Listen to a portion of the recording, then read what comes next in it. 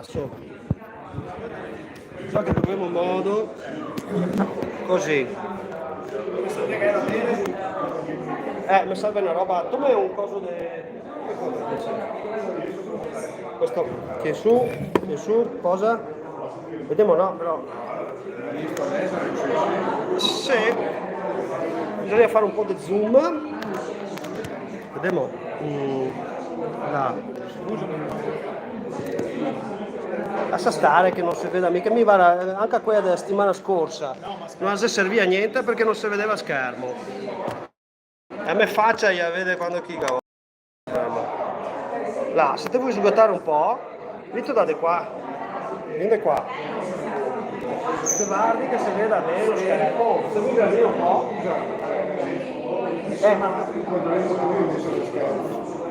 No, perché non si vede tutto lo schermo. È schermo quasi più piccolo che la roba.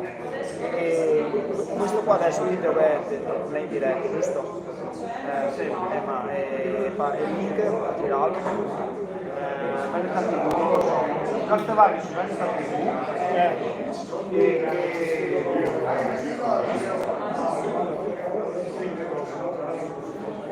Aspetta, ho già su YouTube però.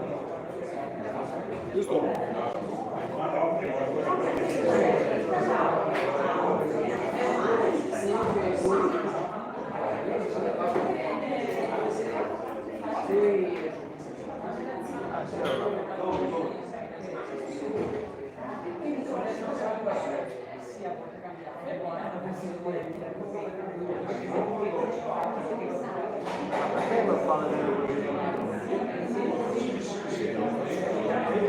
Lo schermo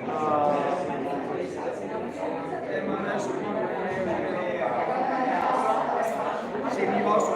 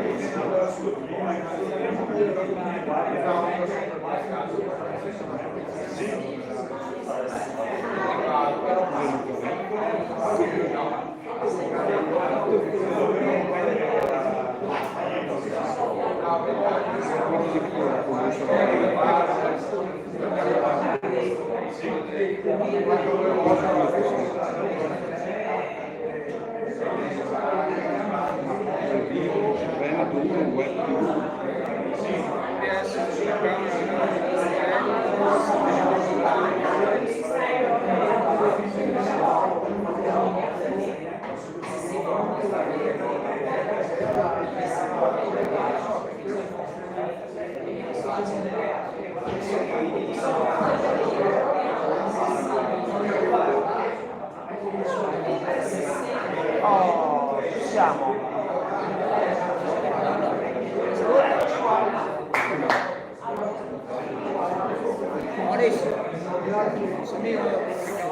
L'importante è che vada sul sito, dopodiché che vada sull'internet, dopodiché si guarda con calma.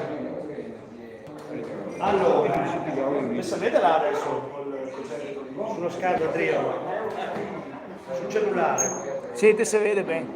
Ok. Bene, cominciamo? Soprattutto se lo facciamo se vuoi vedere un po' più avanti, sempre un posto qua, prego, venite dentro, dai. Cos'è Denise?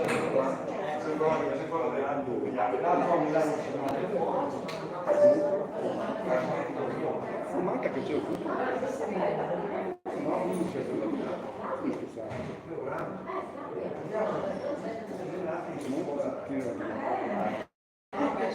Così meglio? Si sfoca?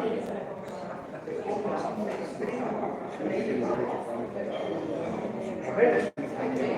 Si vede bene?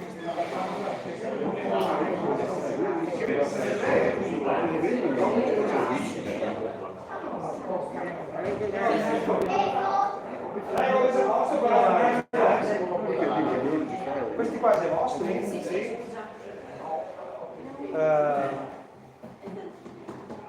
Come si chiama? Allora, provate a marca lingua veneta,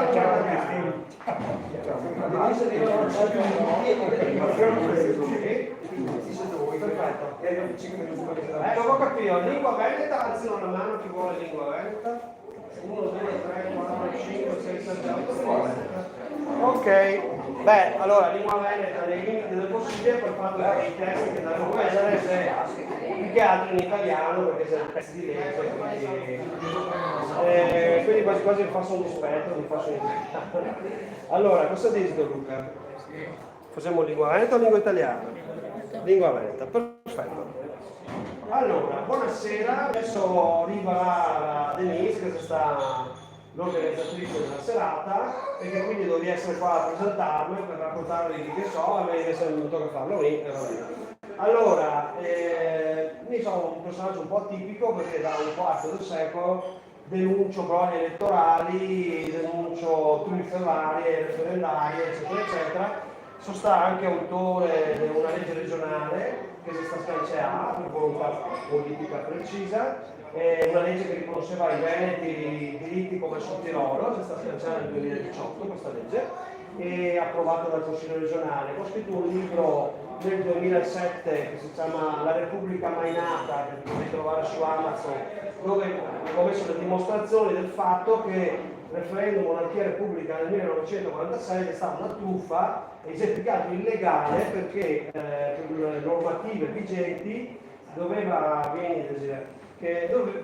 votare anche tutta la lista della salvezza. Scusa, questa sera l'organizzatrice della serata, grazie. Grazie a te. Abbiamo deciso di fare in lingua veneta, quindi la serata. Ah, siete tutti d'accordo? Sì. Sì. Ho fatto alzata di mano. Ah, beh, allora si sta. Democratico. Ecco. Quindi grazie della serata. Grazie a voi e grazie che siete venuti tutti quanti e per la pazienza.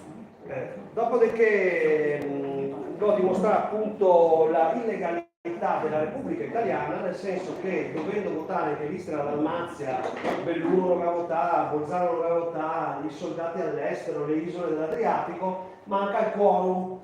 E praticamente oltre a questo ho capito il meccanismo proprio della truffa elettorale del 46 perché avevo scoperto prima ancora la truffa del 1866, cioè l'annessione del Lombardo-Veneto, perché in quel caso doveva votare tutta la Lombardia e nella zona cosiddetta Veneta, che al tempo era tutto il Veneto, tutto il Friuli Venezia Giulia. Allora, quando uno guarda la storia, la regione Veneta, che prima si chiamava Venezia Istria, partiva praticamente da Milano, arrivava a comprendere tutta l'Istria, da 2 Milani a sta parte, la famosa Venezia Istria.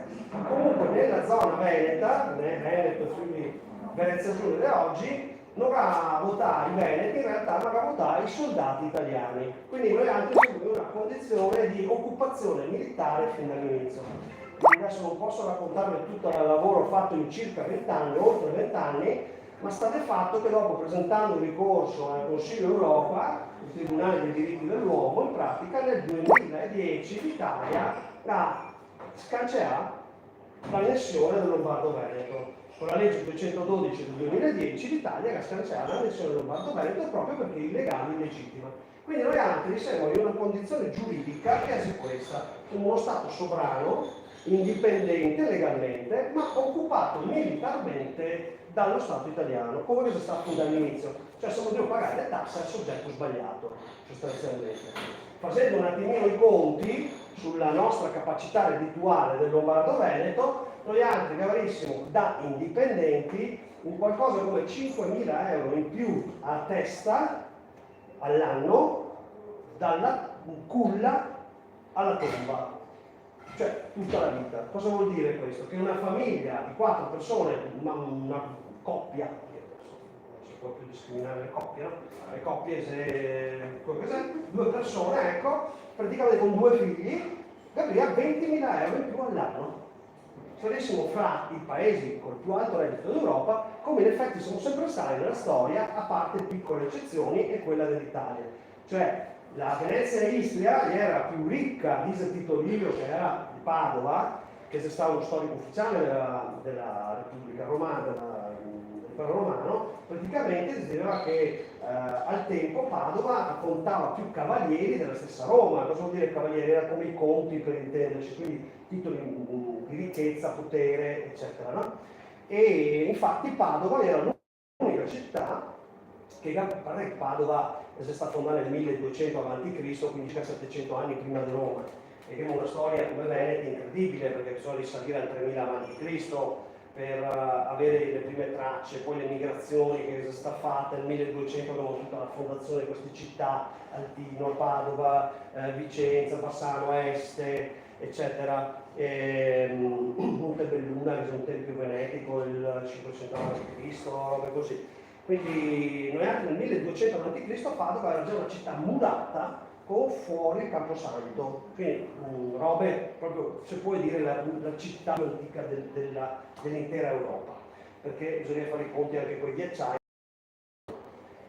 con la piccola relazione. Comunque noi altri abbiamo questa storia che comunque con la Repubblica di Venezia era circa 1000 anni, 1100, dove siamo stati veramente il fulcro di tutto l'Occidente, cioè la capitale finanziaria, la capitale culturale, la capitale del commercio, la capitale delle leggi, la prima forma di repubblica moderna. Abbiamo fatto l'antitrust, abbiamo fatto i sindacati seri, abbiamo fatto l'assistenza per i poveri, per i malati gravi, per gli invalidi dal lavoro. Cioè, è una storia incredibile, completamente oscurata. Cioè, quando nei libri di storia che parla delle 4 repubbliche marinare, è come dire che in questo momento nel Nord America vi sono le 4 repubbliche del Nord America, mettendo insieme, che ne so, il Canada, gli Stati Uniti, il Messico, mica il Costa Rica. Cioè, noi eravamo l'equivalente degli Stati Uniti, anche se non c'è una bella equivalenza al giorno d'oggi. Comunque, detto questo, smascherà l'annessione, smascherà il referendum monarchia repubblica, dobbiamo portare questo ricorso in corte, prima in Tribunale di Venezia, poi nel Consiglio d'Europa, la legge che già sta scarseggiando, quindi noi oggi siamo qui per che cosa? Capire il nostro diritto legale di poter intraprendere pacificamente un percorso di ritorno alla sovranità come Lombardo ha detto. Siamo qua per capire quale è il quadro legale, anche costituzionale e tutto, che permette di arrivare a ritornare all'indipendenza, come si può fare, come Stato Lombardo-Veneto. Come si può fare? Intanto che c'è tutto un processo di autodeterminazione che deve iniziare nel 99, che dopo vi spiego, ma sostanzialmente abbiamo da fare come se fossimo i proprietari di un condominio occupato, no? Vediamo che adesso qua stasera non c'è l'assemblea di chi vuole fare il ritorno a Lombardo-Veneto, ma chi vuole riappropriarsi del condominio invaso, occupato da qualunque persona che ha invaso, occupato. E allora cosa abbiamo da fare? Che abbiamo da tirare fuori tutte le carte, che siamo i proprietari, e andare dal giudice competente per liberare il palazzo, no? E non è importante se qua siamo in 40 e dentro il palazzo ci sono 200 persone. Non vale il criterio di maggioranza, ma vale il criterio del diritto, della sovranità, della proprietà. Il Lombardo-Veneto è nostro come sovranità, come diritto internazionale. Dobbiamo però andare dal giudice corretto con le carte in mano. Le carte le abbiamo tutte, perché le prove sono state raccolte, perché è stato fatto un lavoro di un quarto di secolo più o meno, e il giudice a cui rivolgersi è la Corte Internazionale di Giustizia, cioè la Corte degli Stati. Quindi dobbiamo andare là in forma di Stato, quindi con un rappresentante nominato come nostro rappresentante di un governo provvisorio, possibilmente, e lo abbiamo fatto, con un'assemblea eletta. Le elezioni le abbiamo fatte, ma avevi il diritto di votare anche stasera, volendo, e abbiamo fatto tutti i passaggi per essere conformi al diritto internazionale. E quindi, in sostanza, noi andiamo alla Corte internazionale a porre questa questione. Può uno Stato invaderne un altro e tenerselo? Che poi è la questione che oggi vediamo in Ucraina. Può la Russia invadere l'Ucraina e prenderla? Allora, tutto l'Occidente dice no, la Russia è cattiva, ha invaso lo Stato. Benissimo, noi siamo nella stessa condizione. Siamo invasi invaso nel 1866, quando le leggi su questa questione dell'integrità territoriale erano già in vigore. E quindi presenteremo questa questione. In pratica, se me darà torto a noi, dovrà dare ragione a Putin, tanto per capirsi. Però c'è un altro meccanismo del diritto, che è quello dell'autodeterminazione dei popoli, cioè i popoli, noi siamo un popolo, come dimostrano poi anche riconosciuto dalla legge, può fare un processo di autodeterminazione, che noi altri abbiamo fatto. Nel caso del Donbass, questi qua, che era bombardati dal governo centrale per anni e anni, hanno fatto un percorso di autodeterminazione, un referendum popolare, si è dichiarata Repubblica Indipendente, e la Russia che ha riconosciuto la Repubblica Indipendente. Quindi anche da quel punto di vista là, la Russia aveva fatto un'operazione del diritto internazionale e noi altri abbiamo fatto un'operazione di questo genere. Quindi le prospettive che la Corte Internazionale di Giustizia ne dà ragione ad oggi è il 100%, perché siamo nei due fondamenti principali del diritto internazionale. Se me l'ha tolto a noi, vi mancare i meccanismi fondamentali della pace mondiale.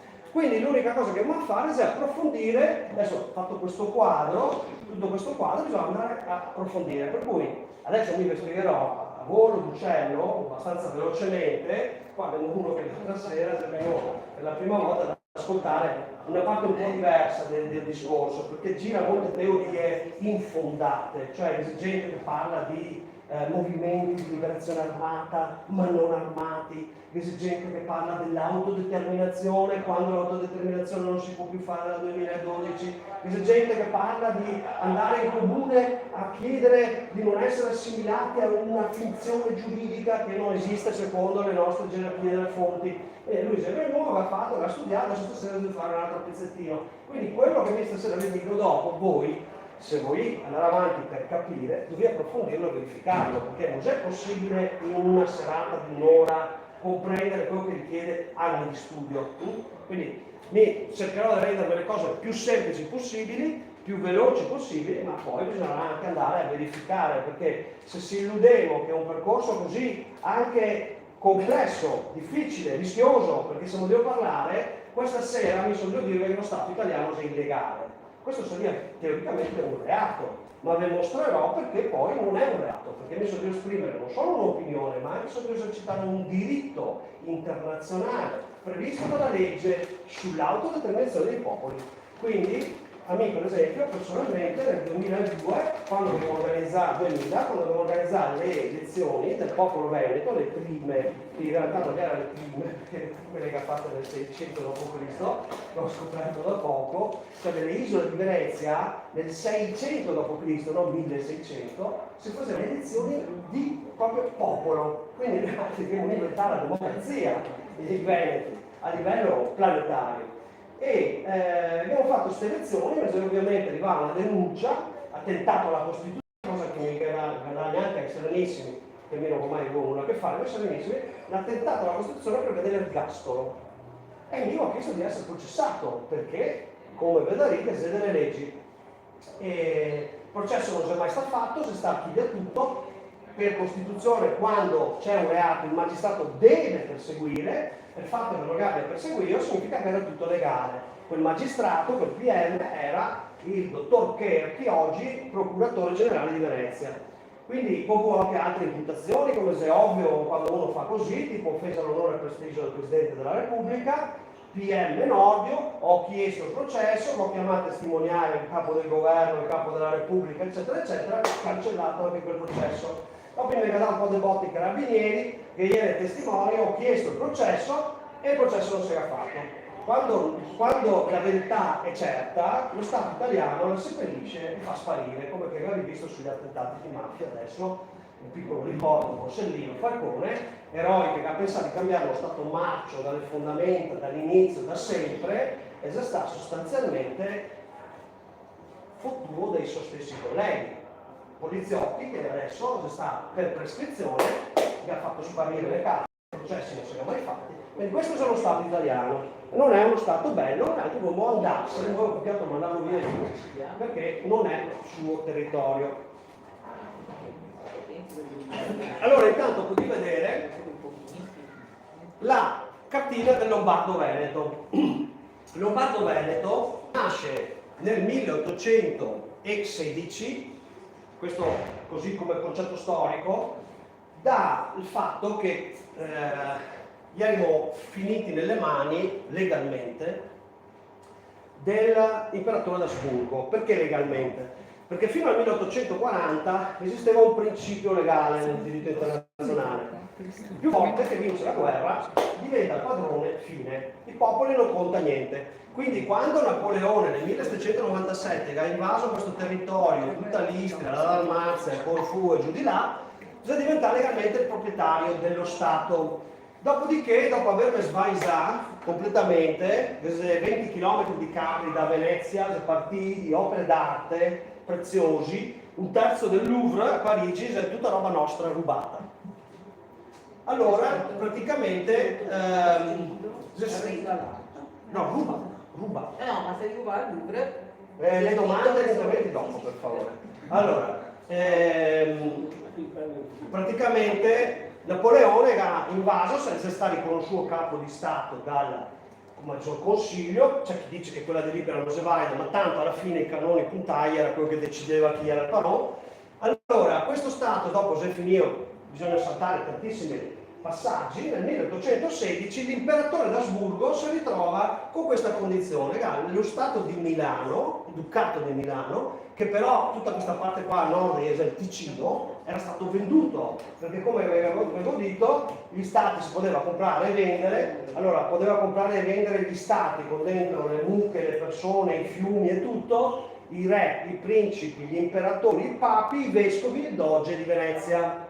Bon? Tant'è che il Doge di Venezia ha dovuto modificare la convocazione del primo concilio di Trento, perché aveva convocato tranne il Doge di Venezia, che non era né Papa, né Imperatore, né Vescovo, né Re, era il Doge di Venezia che ha dovuto soltare il Doge di Venezia convocato per il concilio di Trento. Allora, l'imperatore d'Asburgo, che aveva il Ducato di Milano, che aveva il Ducato di Mantova, e tutto il Ducato Veneto, e ha detto cosa me ne fa? Sono 3 stati confinanti, 3 governi, 3 assemblee, 3 tutto. Faccio uno Stato unico, il Lombardo-Veneto, no? E qua chiudo, perché qua c'è il Garda fa da frontiera, che peschiera una fortezza, quindi diciamo che vi erano motivi diciamo militari, però c'è anche il fatto che in questa maniera 2 terre millenarmente venete, Bergamo e Brescia, pensate che nel 270 a.C. con i bergamaschi bresciani, noi veneti abbiamo organizzato un esercito di 20.000 persone, un'enormità per il tempo, che si andava a liberare Roma, che era sotto assedio, e che abbiamo salvato il sederino dei Romani. L'abbiamo fatto 2 volte. Allora praticamente, questo è il Lombardo-Veneto, e noi nella nostra provvisoria amministrazione abbiamo ripristinato le 3 giurisdizioni. Tutto a posto? Perfetto, perché si vede surriscaldamento, speriamo che legga. Allora, benissimo. Dunque, oltretutto noi siamo anche qua per un altro motivo, siamo su un periodo terribile. Allora, finta libertà di informazione. Chi che ha seguito un po' adesso del bio emergere in tutta la sua gravità, quello che ha fatto con questo trattamento sperimentale che si chiama vaccinazioni anti-Covid. Allora, come vedrete dopo, c'è un preciso divieto internazionale, quello di obbligare le persone a sottoporsi a un trattamento sperimentale. È una violazione dei diritti umani, dopo lo vedremo. Quindi le libertà di informazione, adesso i medici devono cominciare a parlare e a dire che se devastanti danni da questa roba che si sta fatta, e addirittura leggevo oggi che si sta confermando che già prima della produzione del prodotto la Pfizer sapeva che la malattia naturale immunizza più e meglio del vaccino. Quindi c'è proprio una antiscientificità nel dire che se non ti sei fatto il vaccino il tuo Green Pass non dura come gli altri o non dura per sempre. Finte elezioni. Allora vi dico questa, se devo andare su internet, a settembre ho l'udienza per 2 anni che si deve andare avanti, per una legge dello Stato del 2004, costituzionale, cioè di rango superiore, nessuno può fare più di 2 mandati al Presidente della Regione. Nel 2012 la regione aveva fatto una legge regionale, quindi fonte di rango inferiore che non può prevalere, per cui gli faceva dalla prossima volta. Quindi un articoletto di legge per Zaia. Ho presentato 15 ricorsi circa, 38 magistrati fino ad oggi che ha visto, che ha fatto anche carte false, e Zaia è ineleggibile, nessuno sa niente, ed è ineleggibile per la legge dello Stato. Quindi le elezioni sono sistematicamente truccate. Sul mio sito palmerini.net/dossier trovate un dossier di 100-200 pagine che nel 96 aveva usato a dimostrare le elezioni irregolari, ineleggibile Berlusconi, ineleggibile tantissime altre persone. Cioè le elezioni in Italia non sono quelle dell'annessione, del referendum, monarchia repubblica, proprio un sistema di frode elettorale continua. La gente va a votare ciò che vede in TV, basta, gli altri viene esclusi. Sistematiche violazioni dei diritti fondamentali delle persone, sanitari, i lavori, i bambini. Cioè se vietata la Convenzione di Oviedo, questo bisogna che vedono te perché stasera non potremo parlare di queste robe qua. La Convenzione di Oviedo, che è un trattato internazionale del Consiglio d'Europa firmato dall'Italia, vieta appunto, senza condizioni, la sperimentazione su bambini generalizzata. Bisogna che, uno, non esista una cura, deve essere una malattia, quindi qua non si può parlare di soggetti malati. Il vaccino Covid non è per curare una malattia, è per curare, per prevenire la malattia. Quindi, se un bambino non è malato, se non allora, si può fare sperimentazione sui bambini, quindi vuol dire fino a 18 anni, sulle persone che non sono in grado di dare consenso, dice la legge. Quindi a 14 anni si può anche discuterne se sì, se no. Dipende dalla maturità del soggetto. Comunque, se la persona, se il bambino, il ragazzo non è malato, cioè per poter fare sperimentazione deve essere una malattia incurabile, senza cure, il consenso dei genitori per un trattamento del tutto sperimentale che abbia buona probabilità di successo. Questo dice la Convenzione di Oviedo. Quindi sistematiche violazioni dei diritti fondamentali della persona. Qua se devo parlare bisogna arrestare in massa gli albo dei medici tutti. Cioè siamo su uno stato tempo di neonazismo, perché queste robe qua, gli ultimi avevano fatte, sono stati nazisti nei campi del concentramento. L'obbligare le persone, che sono la Convenzione di Norimberga, eccetera. Distruzione chimica genetica. Adesso si deve venire fuori che questi vaccini può modificare non solo la genetica della persona, ma della discendenza. Questa roba qui è vietata dalla Convenzione di Oviedo. Convenzione di Oviedo, dovevi cercarvela e che vuoi un giorno per studiare solo quella, forse anche di più. Allora, ci sono tante opzioni, proposte, come vi dicevo prima. Qualcuno dice facciamo un piccolo paesino in montagna, se facciamo l'orto, oppure in campagna, ma tanto o ti cala l'acqua, o passa con gli aerei, oppure viene là direttamente con i carabinieri. I romagnesi devono andare casa per casa a prendere il maiale, tanto per dire, perché ha la peste del suino.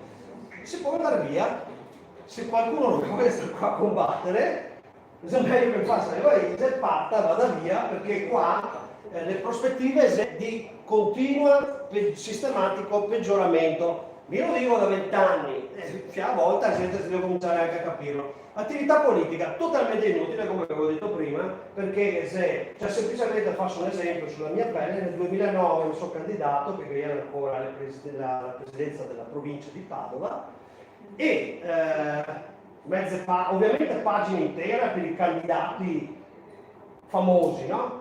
Quindi è come fare una gara di corsa e uno va via in bici, st'altro a piedi e st'altro con 100 kg sulle spalle, che carasea. Allora, mi sono stato l'unico candidato di tutta la provincia a non aver avuto scritto sul giornale neanche gli anni che avevo. Tutti i candidati, compreso uno nuovo, avevo una mezza pagina per dire cosa che faceva, niente, zero. Addirittura se mi fuori l'autorità di controllo regionale che ha detto bisogna risistemare la questione di Palmerini. Se ne aveva fregato totalmente. Opposizione popolare.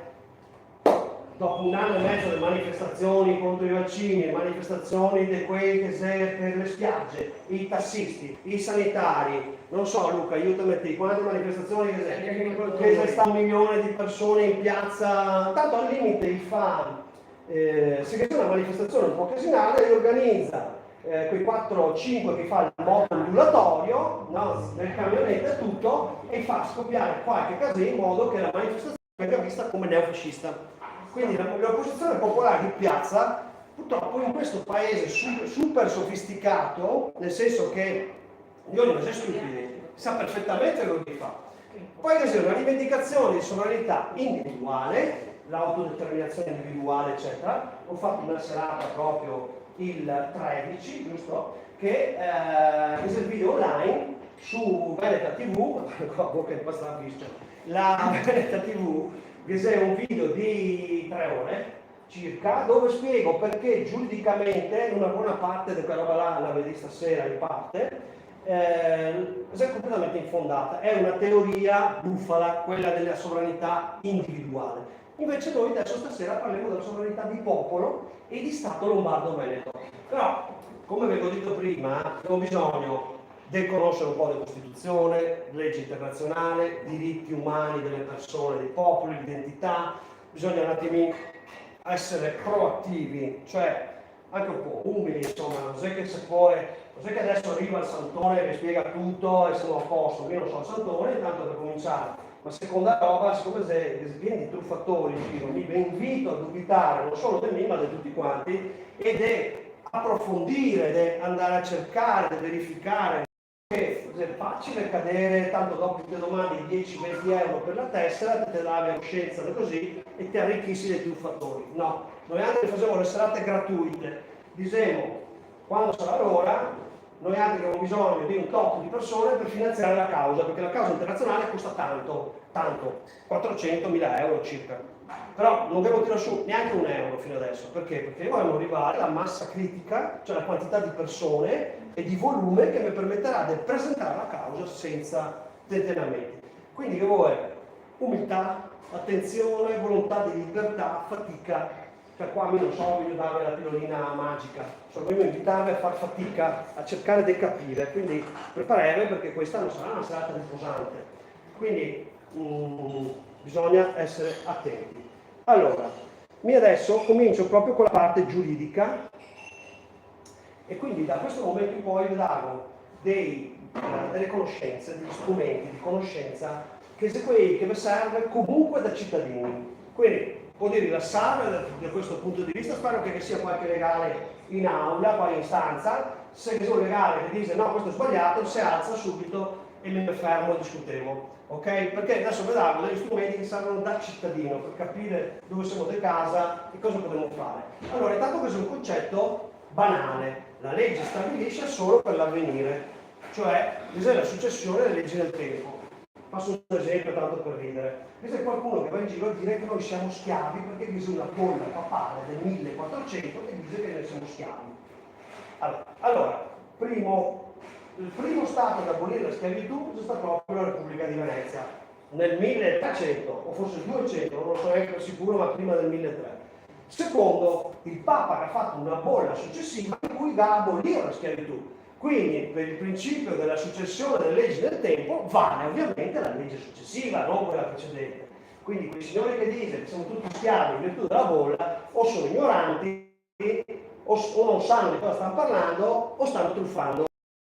Ogni comportamento, ecco qua che c'è un'idea che ma a quanto pare non è scontata. Cioè le dittature sono quelle che dice tu non fai niente se non te lo dico io, se non te lo permetto. Invece gli stati democratici e liberali dà esattamente il principio opposto. Ogni comportamento è permesso tranne quando è vietato. Quindi se io sono su una strada che è scritto 90 all'ora, posso andare fino a 90, non posso andare oltre perché è vietato, posso andare però anche a 80, 70, 50. A 30 e potrei, a parte di potrei anche darmi una multa perché c'è il traffico. No? Quindi è permesso tutto tranne quando è vietato. Per esempio, posso aprire una centrale nucleare in giardino? No, è vietato. La libertà di impresa ha dei limiti. Posso fare una buca e andare a prendermi il petrolio? No, devo una concessione. Posso farmi l'orto? Sì, non c'è problema. Posso tenermi le galline? Dipende dal comune. Per esempio, comuni da 5, comuni da 15, comuni da 50 galline. La gallina è regolata dal comune, eccetera, eccetera. Per cui Se una legge non impedisce un certo comportamento, nessuno può essere condannato per quel comportamento. Adesso il genio di Zelensky ha detto di fare un tribunale speciale per i crimini contro la Russia. Questo è contrario ai diritti umani, perché il tribunale deve essere costituito prima e poi non si capisce perché l'Ucraina non firma il trattato internazionale sulla Corte Penale Internazionale, fra l'altro è fatta a Roma, che non è di Roma ma è il trattato di Roma, che se firma quel trattato là tutti i crimini della Russia, umani, di guerra eccetera, li colpì. Evidentemente Zelensky forse che ha paura di essere colpito anche lui dal trattato internazionale sui crimini. Allora, un altro principio delle democrazie è che lo Stato deve rispettare le leggi come i privati, tranne le sue funzioni. Cioè, lo Stato ha il monopolio della moneta, della forza pubblica, della polizia, della giustizia, tranne quando non vi sono delle particolari procedure, per esempio nel caso della privacy, in realtà non deve il tribunale, deve l'autorità, diciamo così. E comunque, in generale, se lo Stato apre un bar, deve rispettare le stesse leggi del bar, le stesse norme di sicurezza, tutto quanto. Cioè, bisogna distinguere l'attività dal suo proprietario. Cioè l'attività si regola come attività, che dopo il proprietario sia una persona, una società, lo Stato, una società estera, qualunque altra roba, anche la parrocchia, non ha importanza, le norme di gestione del bar sono le stesse per tutti, sia per lo Stato che per il privato. Quindi questa roba qua si chiama Stato di diritto, che implica anche che lo Stato deve rispettare le proprie leggi, cosa che lo Stato italiano non fa più da un sacco di tempo, come potremo vedere in certi casi che sicuramente dopo mi verrà in mente qualcuno. Poi, lo Stato non è l'unico soggetto che crea delle leggi. Allora, adesso andremo a vedere velocemente che lo Stato è all'interno di una molteplicità di organismi e al suo interno ha una molteplicità di organismi, perché che sia i trattati internazionali, che sia l'ONU, l'Unione Europea, il Consiglio d'Europa, sotto che sia le regioni, le province autonome, che sia i comuni, le province, quindi che sia tutta una gerarchia delle fonti. Però mi so che devo rispettare le norme del comune per quanto riguarda le norme del comune, le norme della provincia, per esempio sulla caccia, sulla pesca, sulle cave, cos'è, per quanto riguarda la provincia, le norme della regione per quanto riguarda le competenze della regione. Per esempio, una roba importante, un esempio è che l'estrazione di cava, di ghiaia, eccetera, di sabbia, le decide la regione. Tanto è questione di soldi, E allora cosa è successo? Che Renzi, che voleva fare i pozzi petroliferi dal governo dove voleva, siccome le estrazioni della regione, ha tentato di far passare la Costituzione riformata, quella del 2016, no? La Costituzione di Renzi, che guarda caso conteneva una clausola che il governo, per motivi di unità economica, interesse nazionale e unità giuridica, che no, facevo tutto, il governo faceva quello che voleva, praticamente spazzava via completamente le autonomie locali. Per fortuna non si è passato, ma probabilmente per un puro caso, cioè non c'è che gli italiani che avessero capito. Poi, quindi, questo è un concetto importante. Lo Stato non è l'unico che crea leggi, che dipende dal territorio. Per esempio, a Bolzano l'IVA la trattiene la provincia. Perché? Perché io sono uno statuto speciale. Il sistema italiano è di civil law. Cosa vuol dire? Noi altri siamo in realtà un sistema che deriva da quello napoleonico. Cioè praticamente Napoleone ha inventato un sistema di diritto dove il governo fa le leggi, i magistrati devono applicarle e nell'applicarle devono restringersi ai metodi di applicazione delle leggi previste dalle leggi stesse. E quindi se il giudice trova illegale, incostituzionale, inapplicabile una legge, perché caso concreto, perché violazione dei principi, non so che dice ok, no, questa non la applico e quindi sentenzo questo. No, nel sistema deve mandare tutto al giudice centralizzato, quello il giudice delle leggi, no? Alla Corte Costituzionale in Italia.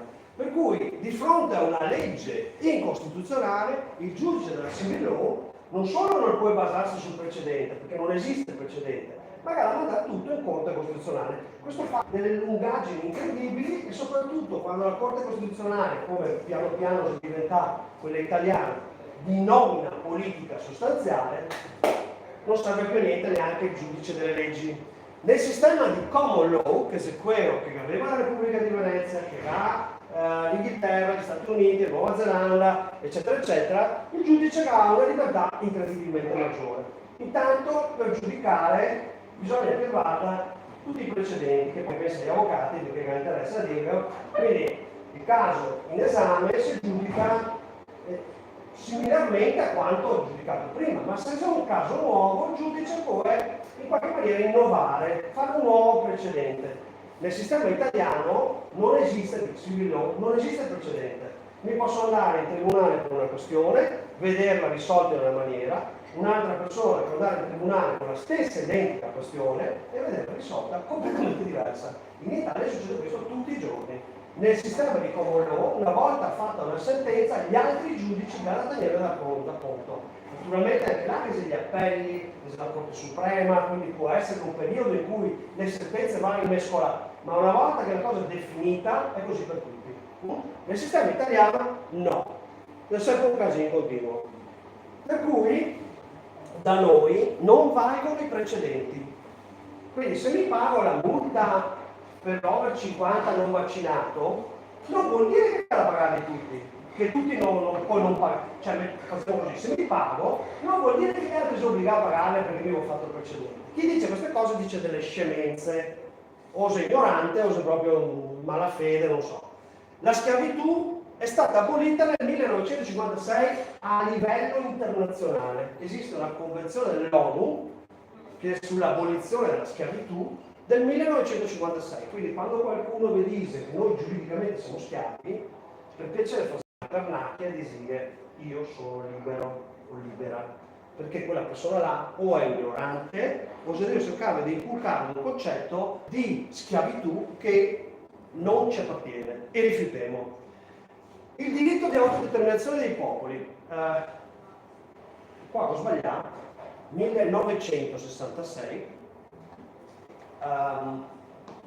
L'autodeterminazione dei popoli dopo la vedevo. Cos'è il principio per cui un popolo ha diritto di autodeterminare, cioè stabilire da sé le proprie istituzioni, i propri statuti politici, la lingua ufficiale, l'appartenere a un altro Stato. Dopo lo vedremo. Quindi andiamo avanti. Allora adesso vado un po' a volo d'uccello perché sennò non finimo più. Voglio soltanto farvi passare il concetto di come la Repubblica, la Costituzione della Repubblica, che ormai si è carta straccia, però facciamo finta che sia valida, permette a noi veneti, dà permesso di iniziare l'autodeterminazione. Quindi lo scopo di questa parte ancora legale è questa. Allora, l'Italia è una repubblica democratica fondata sul lavoro. Democratica vuol dire che il popolo vota, ma avevo detto che le elezioni sono truccate, e sul lavoro non è richiesto il Green Pass, comunque nel momento. Quello che non dice mai i demagoghi, che dice no perché la democrazia appartiene al popolo, quindi il popolo può fare quello che vuole. Articolo 1 della Costituzione, secondo paragrafo, che in termini giuridici si chiama comma. Il comma non è altro che il paragrafo delle leggi. Quindi, secondo comma, che non è secondo l'articolo, la sovranità appartiene al popolo, che però dice, no, sempre il primo, scusa, che la esercita. I demagoghi dimentica sempre questa piccola parte, che la esercita nelle forme e nei limiti della Costituzione. Questo cambia tutto, perché in pratica siamo fregati, va bene? Gabriele voluva dirla la veneziana, ciao, però fregati. Ecco. Praticamente, cosa sono queste forme e questi limiti? Allora, adesso posso fare un piccolo sondaggio anonimo, tanto a te camera vedrai. Chi sa che vuole andare alle elezioni subito in questo momento? Per il governo italiano? Nessuno, non frega niente nessuno? Benissimo. Uno. Allora, praticamente, chi decide se si va alle elezioni? Il popolo? Assolutamente no. Decide i partiti, decide il Presidente della Repubblica e fine. Quindi, se veramente siamo stufi di questo governo, non possiamo mandarlo a casa. Perché non esiste questo potere in Costituzione. Se volevano fare, vi dico questa, come chicca così butta là, dopo un po' di approfondire, il referendum in Costituzione è solo abrogativo, cioè noi possiamo soltanto cancellare leggi, e quindi noi, come cittadini italiani, non potremo fare un referendum per uscire dall'euro. Almeno in Costituzione non è permesso ad oggi. Non potremo uscire dalla NATO, non potremo uscire neanche dall'Unione Postale Internazionale, perché è un organismo di trattato internazionale. Non potremo, cioè, proprio è vietato dalla Costituzione. La Costituzione dice solo abrogativo, allora cosa succede? Per realtà tiriamo su tutte le firme. Poi è ammesso che se arriva, che si può diventare il referendum, il Parlamento fa una leggina che modifica e salta il referendum. Noi siamo veramente a una forma molto limitata. Per esempio, facciamo un altro esempio, negli Stati Uniti il procuratore generale viene eletto, ma anche il presidente degli Stati Uniti viene eletto, anche il presidente della Francia. Noi non ne eseguo il presidente del governo, il presidente della Repubblica, i presidenti delle Camere, eccetera, i presidenti dei maggiori tribunali. Non ne eseguo niente praticamente, ne eseguo il presidente della regione, ma dipende anche dalla regione come che viene eletto, perché alcune regioni non vengono eletto. Quindi siamo veramente privi di democrazia sostanziale. C'è qualcuno che dice che la Costituzione non è stata approvata dal popolo italiano. È una sciocchezza, perché si è stata fatta un'assemblea costituente che ha avuto la delega di fare la Costituzione. Nel 46 è stata fatta una votazione, nel 48 che ha fatto la Costituzione. Quando ti deleghi come soggetto un altro a fare qualcos'altro, quello la fa e dice io ho avuto la delega e così è stato. Boh? Quindi andiamo veloci. Ecco, esempio di Costituzione carta straccia. La Repubblica, una indivisibile, riconosce e promuove le autonomie locali. Abbiamo fatto il referendum per avere il trasferimento di competenze, 1800 giorni pari a 5 anni. Benissimo, tanto diciamo una cosa, le stesse competenze che ha chiesto il Veneto le ha chieste anche l'Emilia Romagna, che il referendum non l'ha fatto. Perché? Perché il referendum non è previsto. Primo. Secondo, si poteva chiedere il trasferimento delle competenze dal 2001. Quindi si passava 21 anni. Abbiamo speso 12 milioni per fare un referendum su 5 milioni di persone. La Lombardia che ha fatto il referendum anche loro, e 9 milioni di abitanti che ha speso 5 milioni, o forse meno. Non ho capito perché abbiamo speso 4 volte della Lombardia. Poi, decentramento amministrativo, vuol dire che lo Stato decentra e dà le competenze fuori. Mi pare che sistematicamente mi faccia esattamente il contrario. Adegua i principi e i metodi della sua legislazione all'esigenza dell'autonomia e del decentramento, è evidente che assolutamente dal 48 così non è. Quindi siamo in uno Stato in cui la Costituzione viene sistematicamente violata non solo sui diritti sanitari, ma anche sulla autonomia, ma anche sui diritti democratici. Pensiamo alla responsabilità dei magistrati, che cosa ha fatto un primo referendum non so quando, eccetera. Allora, cominciamo a mettere su qualche concetto. Questi sono concetti ancora, perché si sente, scusate perché siamo tutti registrati. Allora, cominciamo a mettere su qualche sistema. Siamo sempre nell'ambito della valutazione della legge. Noi altrighiamo praticamente una gerarchia, è molto importante capire questo concetto. Se ti capisci la gerarchia delle fonti, non caschi nelle bufale. Costituzione della Repubblica, la Carta Suprema. Dopo che abbiamo leggi speciali, che è quella che fa la revisione della Costituzione. Un'altra cosa, la Costituzione è rigida, nel senso che dice nessuno mi può modificare se non secondo questa procedura, articolo 138. Dice, bisogna fare un voto della Camera, 3 mesi quello del Senato o viceversa, a 3 mesi di nuovo la Camera, 3 mesi di nuovo il Senato, cioè doppia lettura, il procedimento cosiddetto aggravato. Quando Piga tentava di fare l'Assemblea Costituente nel 1998, mi avevo chiesto l'arresto, perché ero anche processato, perché gli ho detto si deve fare un colpo di Stato, e allora si andai tutti a Venezia a parlare con Nordio e hanno chiuso l'Assemblea Costituente. Perché? Perché l'Assemblea Costituente non era legale ai termini del 138 della Costituzione. Purtroppo sono io mandarli via, però sono stato messo a salvare la Costituzione attuale in un certo senso.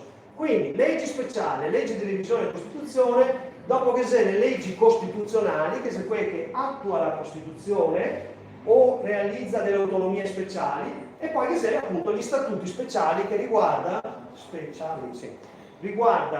la Sicilia, la Sardegna, la Val d'Aosta e il Friuli e le province di Trento e Bolzano. Un'altra forma di autonomia è chiedere lo statuto speciale per la regione. Io l'ho fatto in 20, tutte carte morte nei tribunali. Dopo abbiamo Costituzione, leggi speciali, leggi dello Stato e dopo abbiamo altre leggi, leggi della regione, eccetera. Allora, le regioni fanno delle cose diverse o parzialmente coordinate con lo Stato. I comuni fanno delle cose diverse dalla regione, dalle province, dai comuni. Ognuno ha una sua sfera di competenza che si chiama competenza o materia. Cioè la competenza è quella roba che un ente ha da fare, che spetta a lui da fare. Quindi abbiamo un'altra legge della gerarchia delle regioni e delle province, quindi abbiamo tutta una cosiddetta gerarchia. Attenzione però, qua si stravolge tutto, perché la Costituzione, che è venuta fuori dal fascismo, ma allo stesso tempo che erano anche i comunisti, e quindi in una contraddizione di termini, gli ha detto se meglio questa repubblica che impedimmo di diventare di nuovo o fascista o comunista. E quindi mettiamo dentro un articolo che obbliga lo Stato italiano, la Repubblica, diciamo, l'ordinamento giuridico a evolvere secondo il sistema internazionale, cioè dell'ONU, che in questo momento si deve saltare tutto.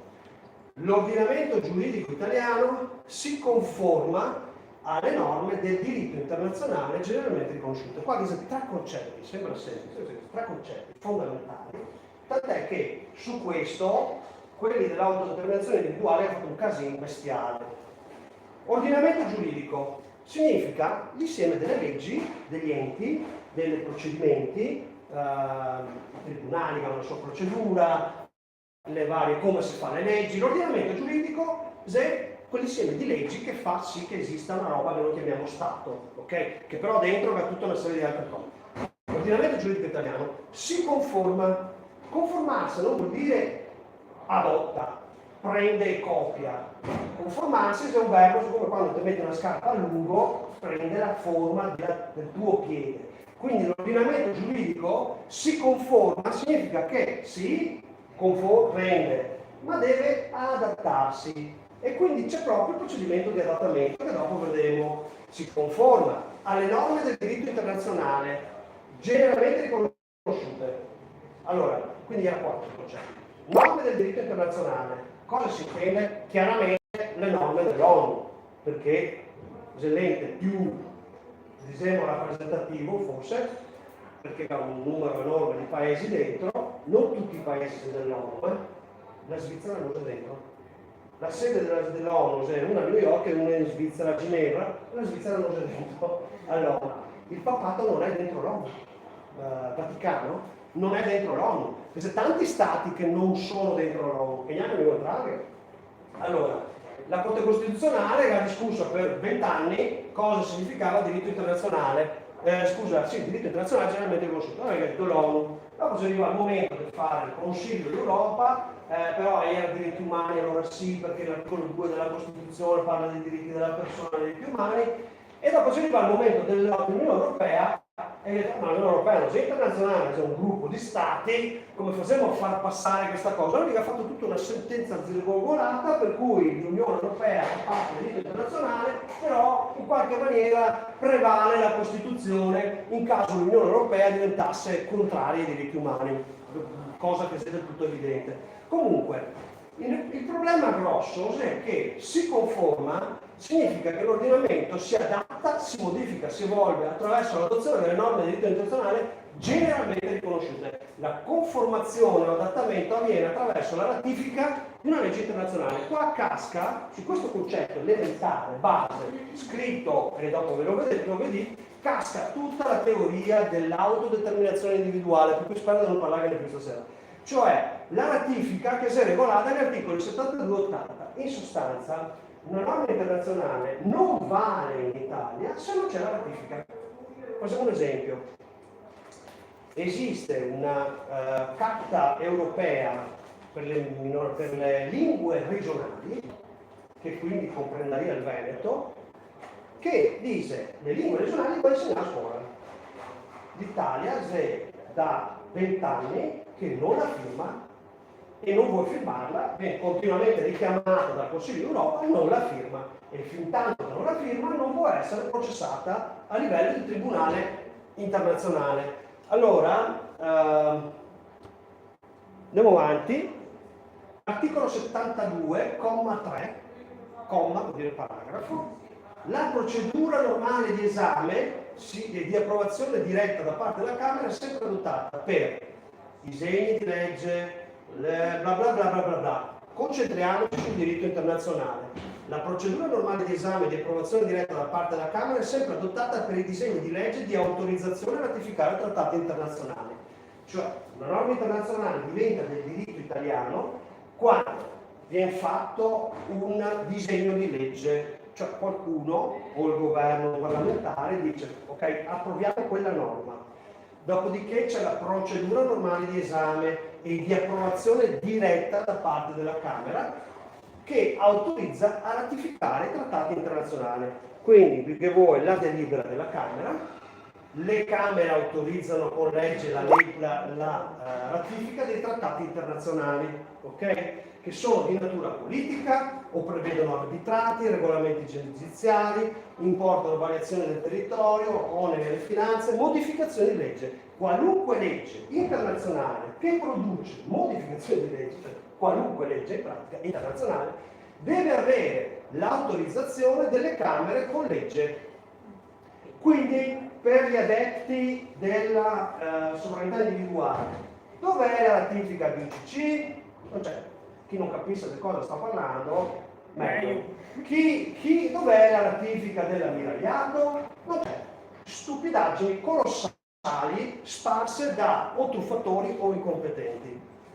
Allora, non solo che vuole il procedimento di ratifica, eccetera, ma il Presidente della Repubblica deve promulgare la legge che ratifica, quindi dopo questa pubblicazione sulla Gazzetta Ufficiale.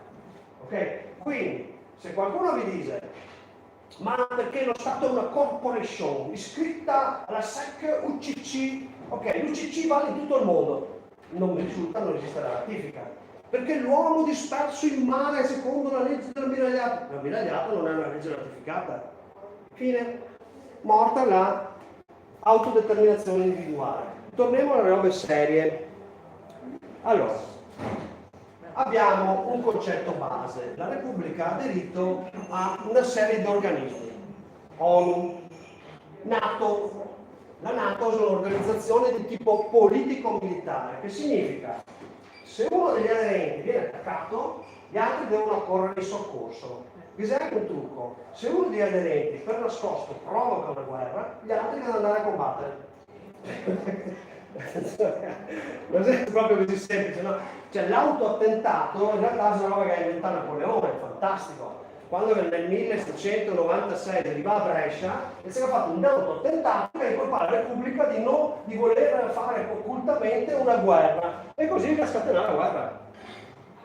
Anche Hitler aveva dato fuori il proprio stesso Parlamento per scatenare la guerra e invadere la Repubblica Ceca. Esa è la tecnica normale della guerra. Con la guerra, la prima vittima della guerra, lo sapete, la verità. Anche gli americani che buttano Ecco, adesso qua il solito complottista che parla, gli americani non sono andati nello spazio, si è fatto per l'Africa, ha fatto le 2 torri e... scherzare. Tutte robe che magari con il tempo vedremo vere o non vere, adesso non c'è il tema della strada.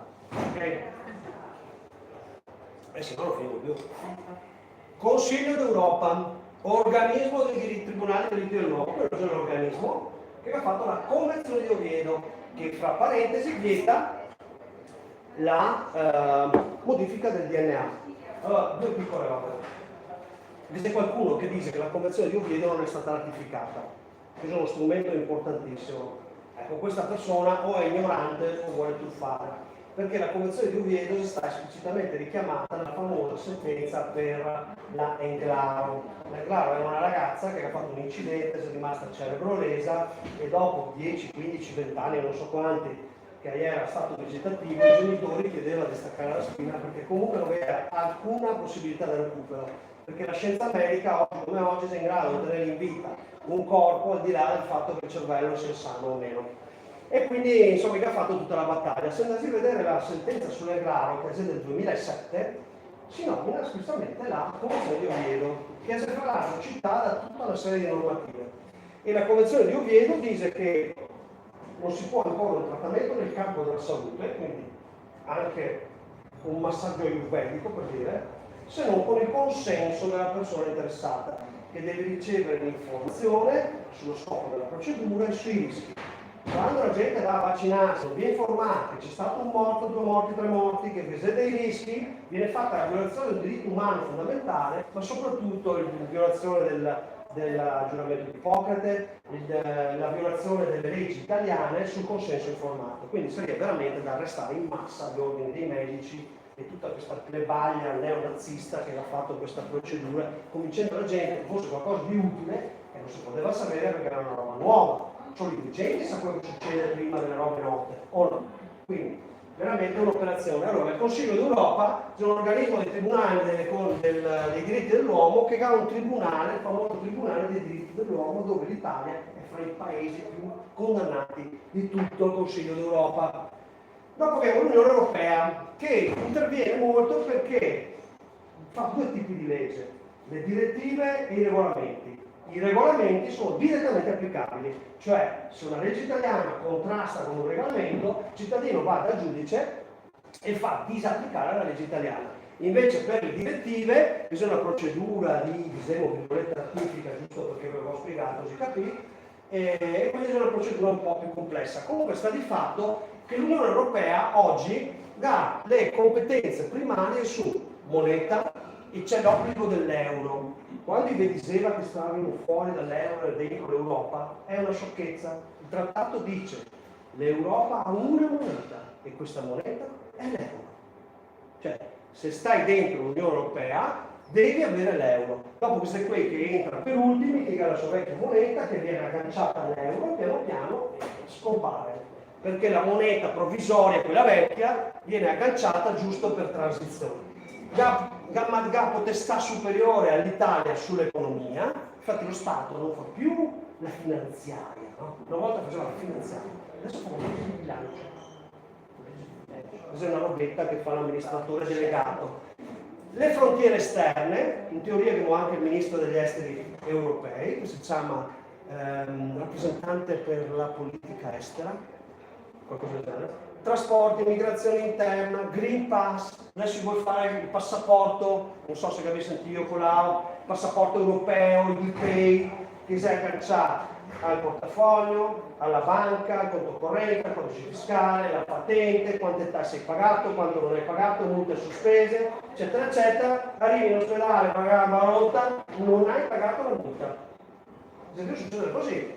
Deve succedere così. Come in Cina, il sistema del credito sociale. Vieni praticamente estromesso dalla società se non sei un cliente vacca. Trasporti, politiche di ravvicinamento, telecomunicazioni, potevo dire gallina maiale, lo stesso, non ho niente contro le vacche, diritto ai consumatori, eccetera. Ecco, l'Italia c'è dentro 1 miliardo di enti, Unione Postale Universale, che non vuol dire che manda la posta su Marte, ma che l'universo che noi conosciamo sul pianeta Terra, allora io la chiamavo universale invece che mondiale. Vabbè. Organizzazione Mondiale della Sanità, che però a quanto pare ha idee molto chiare, ogni giorno cambia una teoria. World Trade Organization, questa è un'organizzazione che probabilmente vedremo saltare, perché è un'organizzazione privata che regola in qualche maniera il commercio internazionale, e un gruppo di paesi noti come BRICS, che adesso si è rafforzare, che comprende più del 50% della popolazione, più del 50% del PIL e più del 50% della superficie terrestre, si sono rotti le scatole e dice no, questa roba qua, via. Banca, qua ho sbagliato, non è la Banca Europea degli Investimenti che esiste, ma la banca BIS, la BIS, Bank for International Settlement, cos'è quella che fa Basilea 1, Basilea 2 Mai sentito parlare di questa roba qua? È un meccanismo di istruzionaggio regolato, cioè se decide loro quanto le banche, se mica porto 100 euro la banca va a trattenerne solo 10-20, lo decide la BIS, e poi prestare i miei soldi come se ne avesse ancora il doppio. La banca fa queste robe qua. Questi qua, la BIS, non la BEI, tirando le leve dei Basilea, delle norme di Basilea, riesce a mandare i paesi in bancarotta o di sviluppare l'economia. Organizzazione mondiale per la proprietà intellettuale. La proprietà intellettuale, i brevetti, è stata un'invenzione della Repubblica di Venezia. Come che si gestisce oggi, non so se è una cosa positiva. Concetto base. Qua cominciamo ad avere, sono sempre di raccontarvi con un po' di divertimento mio, più che vostro, come si struttura il diritto italiano. Quindi, fino adesso sono tutte robe che vi serve da cittadini tutti i giorni. Allora, l'ordinamento giuridico italiano fa parte di diversi ordinamenti. Valgono in Italia le leggi esterne se ratificate, non stai a fare in giro dai fattucchieri. Per esempio, non esiste la ratifica dei canoni vaticani. Non esiste la ratifica dei canoni vaticani. O non esiste la ratifica della legge di Scientology, non esiste la ratifica io in carne di vino, sangue, scrivo con l'inchiostro blu, non solo libero. Siamo a questo livello qua dementi. Allora, le ratifiche, la gerarchia delle fonti per adesso sono trattati internazionali, ratifiche ONU, perché prevale anche sul diritto interno. Quindi se l'ONU dice una cosa, se la NATO dice una cosa, se l'Unione Europea dice una cosa, la legge italiana si conforma perché facciamo parte di questi trattati. Convenzione trattati del Consiglio d'Europa, regolamenti dell'Unione, Costituzione, leggi speciali, altre leggi delle regioni e delle province. E andiamo avanti. Quindi, questo è la stessa roba che avevo già detto, andiamo avanti. Adesso cominciamo a parlare di una roba molto importante.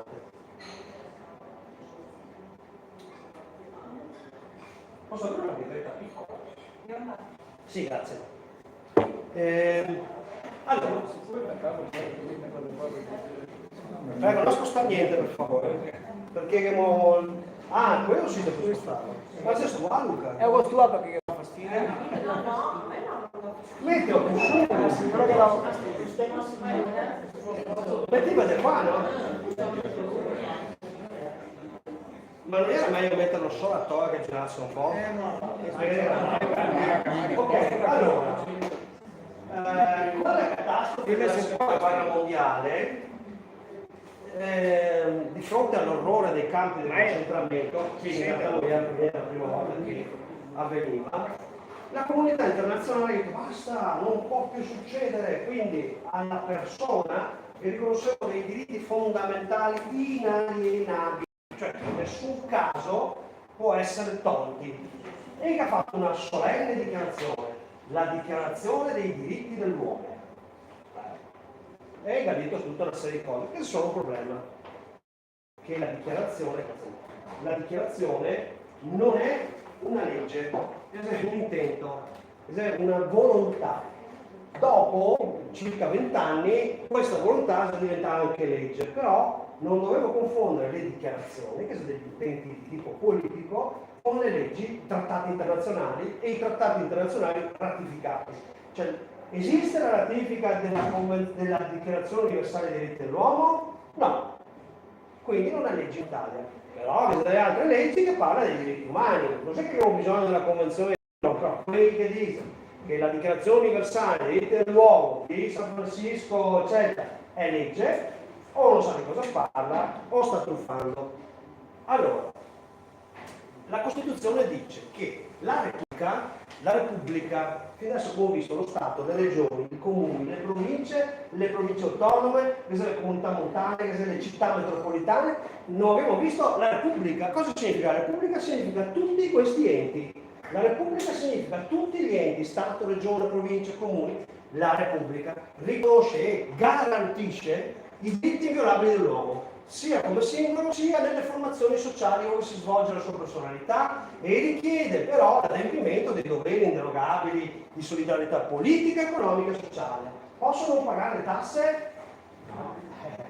Inderogabile solidarietà economica va bene? I diritti inviolabili dell'uomo sono quelli riconosciuti dalla legge, cioè ratifiche.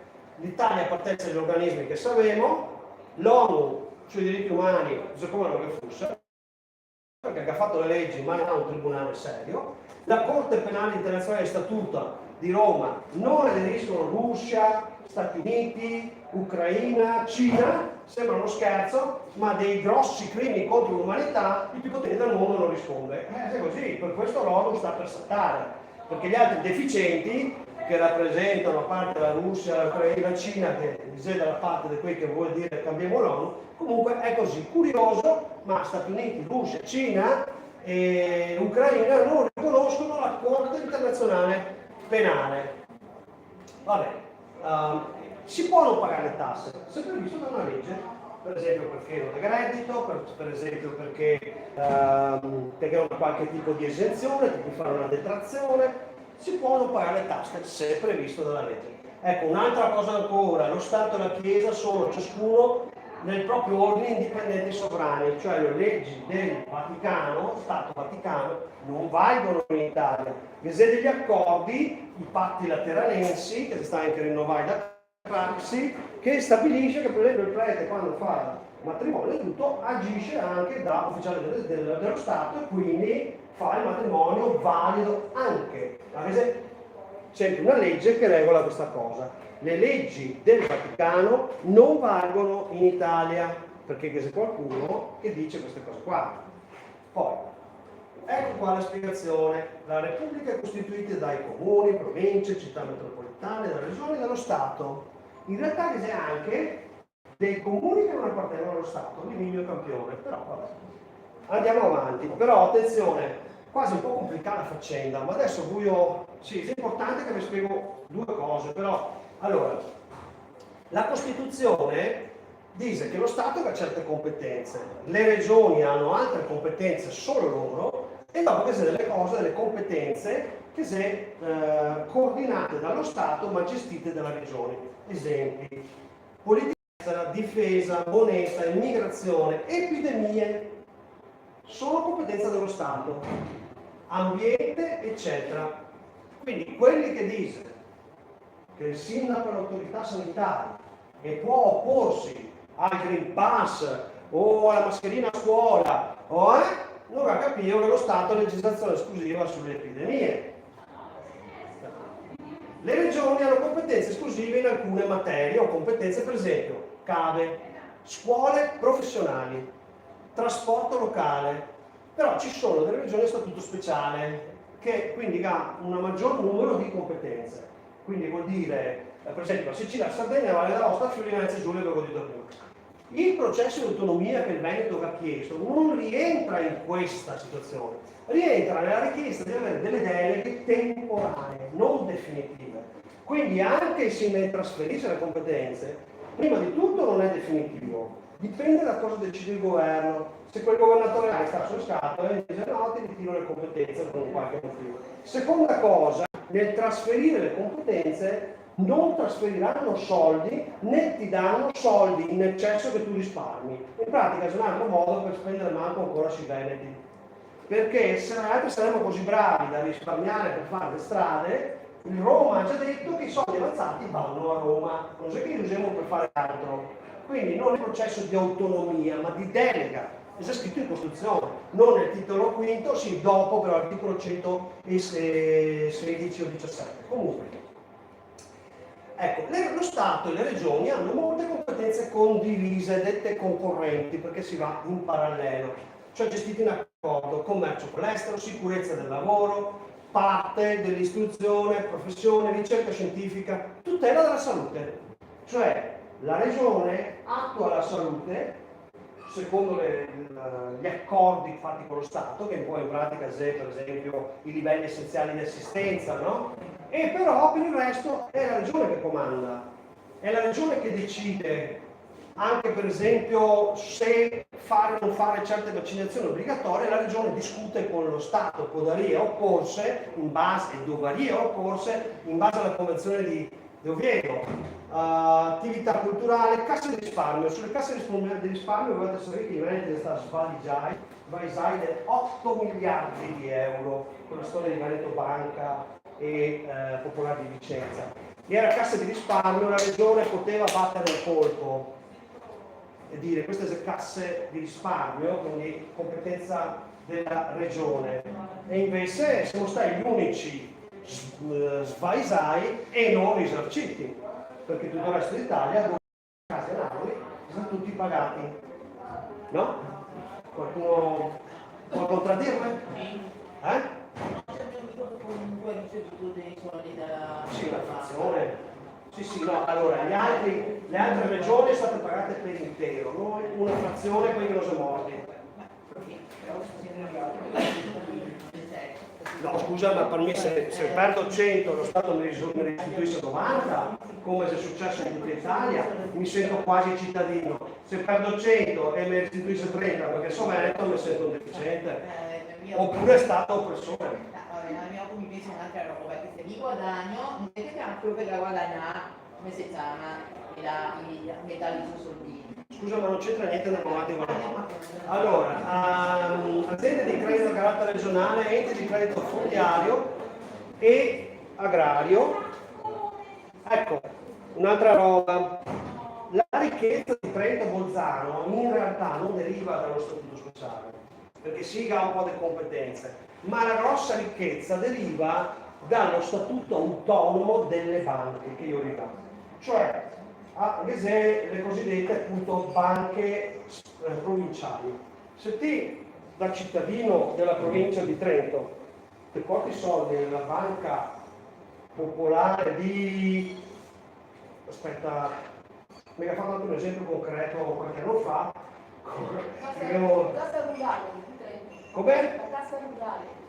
Sì, la cassa rurale è una forma diversa, sono casse di risparmio, casse rurali, sono tutte tipologie di banche, ma non è quello il concetto. Il concetto è che queste banche, per statuto provinciale, i guadagni deve reinvestirli sul territorio. Quindi se mi porto i soldi nella cassa della provincia di Bolzano, so che quei soldi, gli utili che fa la banca sui miei soldi, finirà all'artigiano del posto, all'azienda del posto, all'unione sportiva, alla provincia, al comune, e mi raccontava le banche che finanzia i comuni con soldi. Invece le nostre banche non provinciali cosa fa? Porta i soldi all'estero, magari fa investimenti finanziari, fa alcune addirittura traffico di armi, finanziamento del terrorismo. Allora, se è possibile, per Costituzione, creare le banche a carattere regionale. Queste qua, eccole qua, che sono gli enti di credito fondiario e agrario a carattere regionale. Cioè, io ho fatto una nuova normativa nel 2001 con la nuova Costituzione, nel 2006 ha fatto la legge di attuazione e se competenza della regione. Noi abbiamo anche fatto qua con l'Ombretta e altri una proposta di legge per assegare gambe in Regione Veneto. Quindi praticamente le banche a carattere regionale permetterebbero di fare quella che diciamo la scelta del pomodoro. Se io al supermercato compro il pomodoro del Brasile, lavoro al contadino del Brasile. Se lo prendo spagnolo, lavoro allo spagnolo. Se lo prendo veneto, lavoro al Veneto. Con le banche, se mi porto la banca a carattere regionale, i soldi restano nel territorio nostro e non si può fare perché non è tutte le casse di risparmio sono state inglobate in organismi tipo Intesa San Paolo che non hanno più niente a che vedere col territorio, tranne qualche buca piccolissima tipo, che ne so, ma anche tutte le altre casse di credito cooperativo, per esempio Coglio Ivani, mi so dentro la Patarina, fanno parte di una mega banca, gruppo ICREA per esempio, che sta a sede o a Roma o a Trento, guarda caso Trento, no? Quindi insomma le regioni potrebbero fare tantissimo, ma sappiamo che sulle regioni in realtà pesa le scelte politiche romane, pesa le presenze militari, pesa i questori, pesa la corruzione che magari è funzionale a mantenere tutto calmo. Nel 2001 la Costituzione è stata riformata in senso federalista, ma non è stato attuato praticamente. Infatti addirittura era prevista una legge per cui tutto ciò che non è previsto dalla Costituzione praticamente è competenza della regione, pensa un po'. Esistono anche le città metropolitane, le comunità, i parchi influenzano tantissimo. Per esempio sono stato sul lago di Camazzole dove c'è un lago che l'ex cava con l'acqua risorgiva, bella, si può fare il bagno e tutto quanto, il proprietario voleva fare un residence aperto come i laghi montani, insomma arriva austriaci, tedeschi da tutta rotta, aveva ottenuto anche il finanziamento, il comune ha fatto, bloccato tutto, con i parchi, bloccato tutto. Si può bloccare anche l'abbattimento facendo un parco. Mi vengo dalla zona dei Colli Ugani, no? Dalla Lugano. Facendo un parco si può di fatto impedire l'abbattimento di ponti radio illegali. E non si tocca più niente col parco. Allora, ecco, a un certo punto si viene fuori nella diatriba politica veneta che gli poteva fare un referendum per l'indipendenza. Anzi, Zaia doveva fare l'indipendenza. Articolo 123 della Costituzione, ciascuna regione ha uno statuto che in armonia con la Costituzione, ovvio, ne determina la forma di governo, eccetera, eccetera. Le regioni non possono realizzare l'indipendenza perché violerebbero gli articoli 5, 117, 123, oltre che un po' di articoli di codice penale. Quindi l'idea che la regione possa fare l'indipendenza è una emerita sciocchezza. Chi lo dice o è ignorante o sta truffando per motivi elettorali. Adesso qua siamo arrivati un po' a questa odissea. Trattati.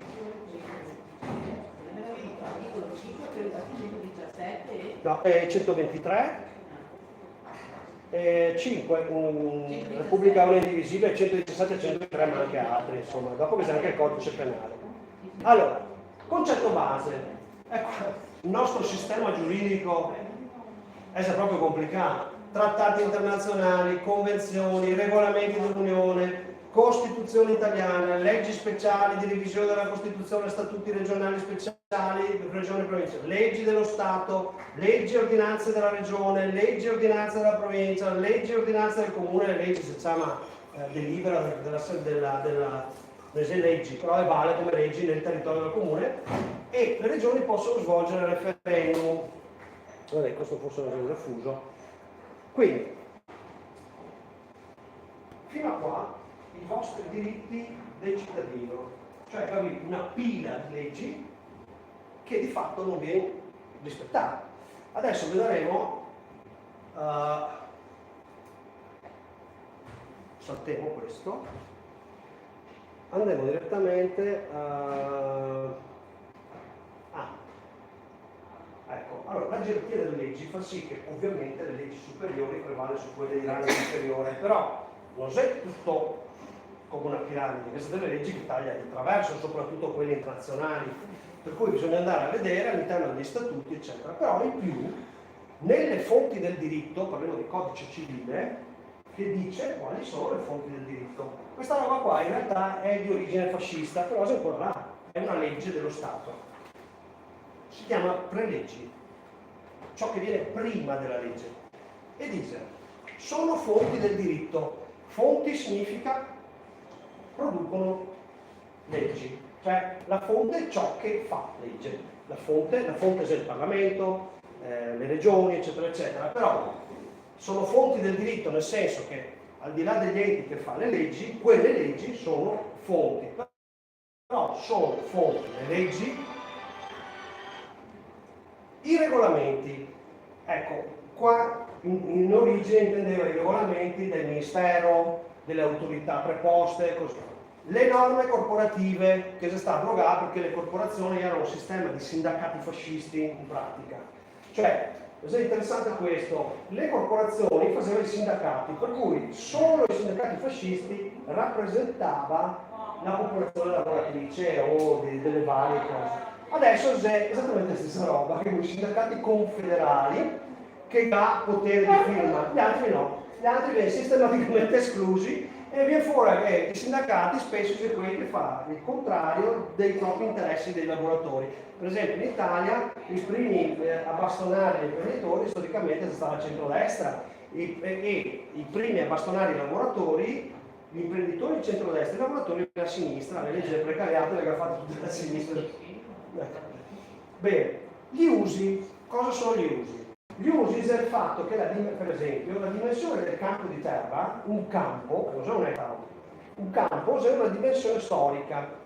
Allora, a Padova un campo, se 3 campi è un ettaro, qui non lo so cosa che sia, ma in certi posti se 2, in certi posti se 4, il campo è una misura, unità di misura storica, è un uso. Vale la legge, la prelegge dice che vale, ma per valere, dopo cosa è scritto, deve essere depositato in Camera di Commercio, o meglio negli enti preposti.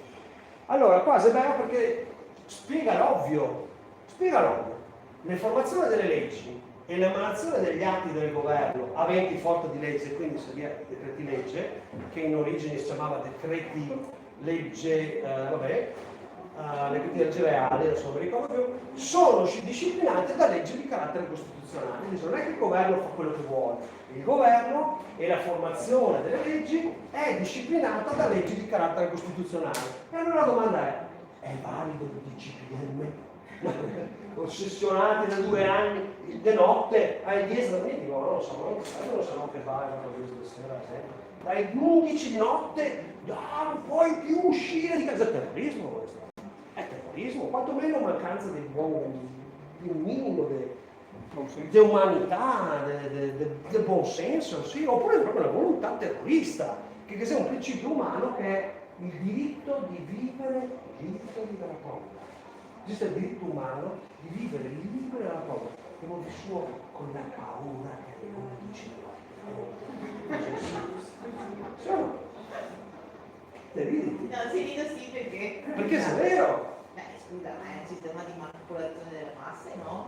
Complottista. No, non è complottista, è una realtà di fatto. Scusa, siamo infilati, diciamo. Complottista. Preleggi. Il potere regolamentare del governo è disciplinato da leggi di carattere costituzionale. Il potere regolamentare dell'autorità è esercitato nei limiti delle rispettive competenze in conformità alle leggi particolari. E quindi bisogna dare la risposta.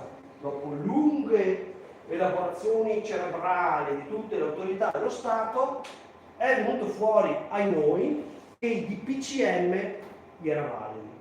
Perché delle leggi di carattere costituzionale e di potere regolamentare all'interno di quella fattispecie, con un po' pestare, un po' adeguare, ci stavano, ma non del tutto. Quindi ha mezzi falsi, mezzi illegali, però anche legali. E in mezzo a tutto questo marasma si sta andando avanti come i treni. Preleggi sempre nelle materie regolate dalle leggi, quindi cave e quant'altro, e dai regolamenti, gli usi, che se l'ultima roba, hanno efficacia solo in quanto sono da essi richiamati. Cioè, se la legge dice, in virtù dell'uso del campo di Padova, nel caso ci sia, si applica l'uso degli usi. Vabbè? Quindi, quelli che dice che in base agli usi io divento una finzione giuridica perché nascita nello scritto maiuscolo cognome nome, sono stupido, perché la legge dice che gli usi hanno efficacia solo se sono previsti dalle leggi. Quindi dove è scritto questa roba non c'è. Ma scusa Loris, ma siamo in uno stato di diritto secondo te? Dimmi solo questo. Ma se l'ho detto prima che si carta No, straccia. rispondere, siamo in uno stato di diritto. certo che no. E allora di che cazzo sono io a parlare? Ti spiego lo scopo della serata. Lo scopo della... Deve avere un... Ho avuto risposta o ho voluto fare un'affermazione di principio? No, te l'ho chiesto. Sì. Lo scopo nostro è decapire le leggi, e quando le leggi siano violate dallo Stato, per trovare quel dispositivo di legge che mi permetta di liberarmi da sta mafia. Complicato? No, ma quando te le dici che No, una cosa no, non non è capito. ratificata, Avevo fatto una domanda. non mi va bene sta cosa qua. Quando, scusa? Quando che te le dici che una roba non si valida perché lo Stato italiano non ratifica la cosa, non mi va bene sta cosa qua, perché se non mi va bene della roba, ovvio che non la ratifica, e con questo Quindi trovare l'uso di leggi che mi permette di liberarmi. E dovremmo arrivare a quel punto di legge. Se ti arrivi senza avere gli strumenti per capire, Io che dall'inizio di qua non so più mi permette di arrivare. Io non ti ho detto che ti facevi una passeggiata stasera, tu ti rompevi e basta. Adesso che mi sono preso. Ok? Ragazzi, avere pazienza, che cos'è? Se so che è 10, non è che un'ora, al solito passo 3, pensati. Allora, Gli usi pubblicati nel racconto, adesso cerco di snellire, però rivengo. Vuoi fare pausa? Troppo caldo. Se sono curiosi, vogliono andare a... No, aspetta. Dimmi solo. No. Allora, adesso vediamo. No, ma puoi anche ordinare chi lo porta. Vuoi ordinare da bere o vuoi andare a bere? O chiunque può alzarsi, non si mi arrivare per filo ferro. Se devi andare al bagno a bere, così liberissimo. Allora, io mi sono fatto portare la birretta, senza me un attimo, ci fermiamo 2 minuti, organizziamo che qualcuno beve, insomma. Allora, mi voglio arrivare a 2 robe, dopo se vuoi potete andare via. Allora, usi e consuetudini sono il fondo della gerarchia. La finzione giuridica e ogni altra cosa vanno solo se compatibile e infatti, ok. Allora, adesso vi faccio vedere una legge importantissima. Che questa, che voi 4-5 giorni a studiarla tutta, ma dovreste studiarla meglio della Costituzione, perché qua sono i vostri diritti umani. È la nota del 1966, prima. Esattamente. È nata... Non so se sei intelligente e attenta o solo memoria buona. Allora, Nazioni Unite 1966, quella famosa dichiarazione dei diritti dell'uomo, finalmente si decide di fare una legge che viene internazionale, quindi trattato, sui diritti civili e politici. Nello stesso giorno che ha fatto un anno, qualche giorno dopo, che ha fatto un altro, che è diritti economici, sociali e culturali, altrettanto importante. Però questo a noi serve per 2 motivi. Prima vi faccio vedere che il governo attenta alla Costituzione e secondo vi faccio vedere che grazie a questa legge internazionale che l'Italia ratificherà, noi potremo cominciare il processo di autodeterminazione completamente legalmente. Articolo 7 del Patto internazionale sui diritti civili. Nessuno può essere sottoposto alla tortura. Lo Stato italiano ha fatto una legge di qualche anno, né a punizioni o trattamenti crudeli, tipo tenere sveglia gente di notte, fare il waterbombing, queste robe qua di tortura, che per evitare di farle qua io non mandai in Arabia Saudita a farlo. Disumani o degradanti, in particolare come nato intendo. In particolare nessuno può essere sottoposto senza il suo libero consenso ad un esperimento medico o scientifico. Nessuno, senza riscritto, senza il suo libero consenso, punto. Dove c'è scritto bianco, nero, maschio, femmina, vecchio, giovane, nessuno può essere sottoposto ad un esperimento medico o scientifico. Questo vuol dire che lo Stato italiano ha violato questa legge che ha ratificato. Cos'è questo? Un diritto umano, quindi ha fatto l'eversione dell'articolo della Costituzione, articolo 2, anche articolo 10 che ratificava quello che volete. Quando il governo ha imposto l'obbligo agli over 50, ha fatto un attentato alla Costituzione, reato da ergastolo e arresto immediato. Non c'è la polizia, non ci sono le magistrature, non c'è i carabinieri, bisogna domandarsi se esiste ancora lo Stato o se abbiamo solo una mafia. Da Falcone la risposta sarebbe mafia. Sì, però posso fare una domanda? Dopo, nelle leggi italiane la sovranità individuale, no, questo non c'entra niente. Allora, questo vi va a mostrare che appunto esiste, qua saltiamo la parte sulle stupidaggini, ecco qua. Questo è il punto nodale, o meglio, è la metà del punto nodale. Dopo vi faccio la metà velocemente e a quel punto vi avevo fatto vedere intanto che è un diritto di intangibilità del corpo da parte del governo, del nostro corpo, perché il governo non può imporre esperimenti medici, punto. E quindi questo ve lo porta a casa e chiunque mi dice voi vi dovete fare la posizione di Oviedo, guarda chiara, dice c'è un primato dell'essere umano, per cui il diritto della persona prevale sulla società e sulla scienza. Quando in televisione diceva bisogna vaccinarsi per il bene collettivo. Questo è il contrario ai diritti umani e alla Costituzione. È fascismo, è nazismo, dei campi di concentramento. Allora, questo è l'articolo 1 del Patto internazionale sui diritti civili e politici. Legge 881 del 1977, ratifica. La legge 881 dice: sono leggi dello Stato applicate il Patto internazionale sui diritti politici, il Patto internazionale sui diritti economici, sociali e vabbè, stampato. Ho stampato tutto e anche la convenzione di Oviedo.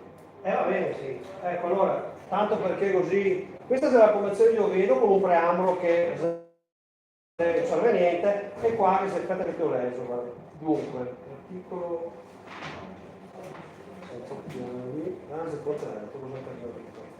Vediamo qua, sì, eccolo qua. Primato dell'essere umano, Convenzione di Oviedo, articolo 2. L'interesse e il bene dell'essere umano, inteso come singola persona, debbono prevalere sul solo interesse della società o della scienza. Poesia. E questo è, allora aspetta, questo è la Convenzione di Oviedo, e questo invece è il Patto internazionale, i preamboli li saltare perché sono intenti. Uno, eccolo qua, tutti i popoli, 1, 2, 3, 4, 5, 6, 7, 8, 9, 10, 11, 12, 13, 14, 15, 16, 17 pagine. Questa è la giornata. E ditemi la casa subito, oh! Ok, scherzavo. Allora, questa è la porta di accesso di noi popolo veneto. E cosa usare la definizione che non avevo ancora spiegato. Noi popolo veneto, ma comunque cosa dice il patto? Tutti i popoli, e guardate che non è semplice definire un popolo, tutti i popoli hanno il diritto di autodeterminazione, e spiega cosa vuol dire. In virtù di questo diritto essi decidono liberamente del loro statuto politico.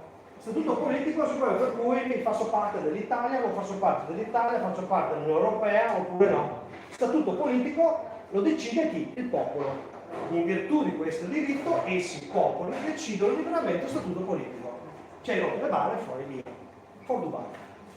E perseguono liberamente il loro sviluppo economico, sociale e culturale. Bello! Però cosa vuol dire? Per raggiungere i loro fini, tutti i popoli possono disporre liberamente delle proprie ricchezze, delle proprie risorse naturali, però, attenzione, senza pregiudizio degli obblighi derivanti dalla cooperazione economica internazionale. Cosa vuol dire? Non si può fare una centrale atomica che butta fuori tutto ed edesca il mondo, perché senza pregiudizio degli obblighi derivanti dalla cooperazione economica internazionale fondato sul principio del mutuo interesse. Quindi un commercio equo va bene, un commercio non equo, pretendere di andare oltre quello che sia la cooperazione economica internazionale fondata sul mutuo principio del mutuo interesse dal diritto internazionale, cioè che c'è dei limiti, ma se nella ragionevolezza delle cose, comunque in nessun caso un popolo può essere privato dei propri mezzi di sussistenza, per ancora le risorse, lo statuto politico, le proprie ricchezze. E quindi è un pezzettino dove lo Stato deve rispettare l'autodeterminazione. Gli Stati parte del presente patto, ivi compresi quelli che sono responsabili dell'amministrazione dei territori non autonomi, di territori di amministrazione fiduciaria, questo pezzo qua indica diverse condizioni giuridiche. Noi altri siamo un territorio occupato. Quindi non è che non siamo un territorio non autonomo, siamo un territorio occupato. Comunque l'amministrazione ivi compresi non vuol dire solo, ma anche compresi perfino i territori autonomi o non autonomi, o amministrazione fiduciaria. Debbono promuovere l'attuazione del diritto di autodeterminazione dei popoli. Promuovere se è proattivo, significa favorire, incentivare, sviluppare, non ostacolare, significa il contrario di ostacolare, promuovere l'attuazione del diritto di autodeterminazione dei popoli e rispettare tale diritto in conformità alle disposizioni dello Statuto nazionale. Tutto bello, però quello che viene dopo sono meglio. Quindi l'acqua è un diritto. L'acqua è un diritto, no? Certo, anche dell'essere umano.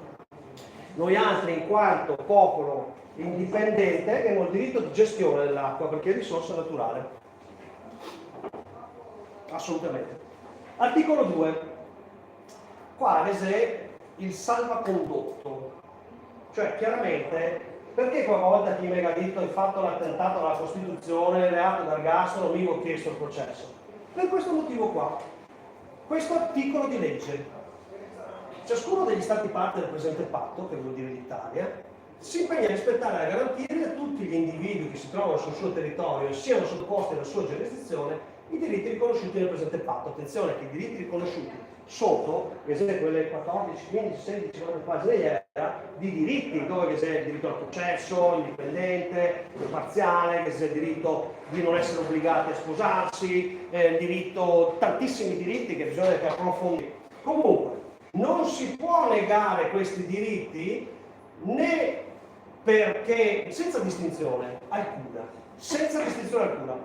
bastaria fermarsi qua, ma specifica anche sia essa fondata sulla razza, il colore, il sesso, il sesso non si può più dire sesso, il genere adesso, razzisti, la lingua, la religione, l'opinione politica, qualsiasi altra opinione, cioè anche in base all'opinione, l'origine nazionale o sociale, la condizione economica, la nascita o qualunque altra condizione.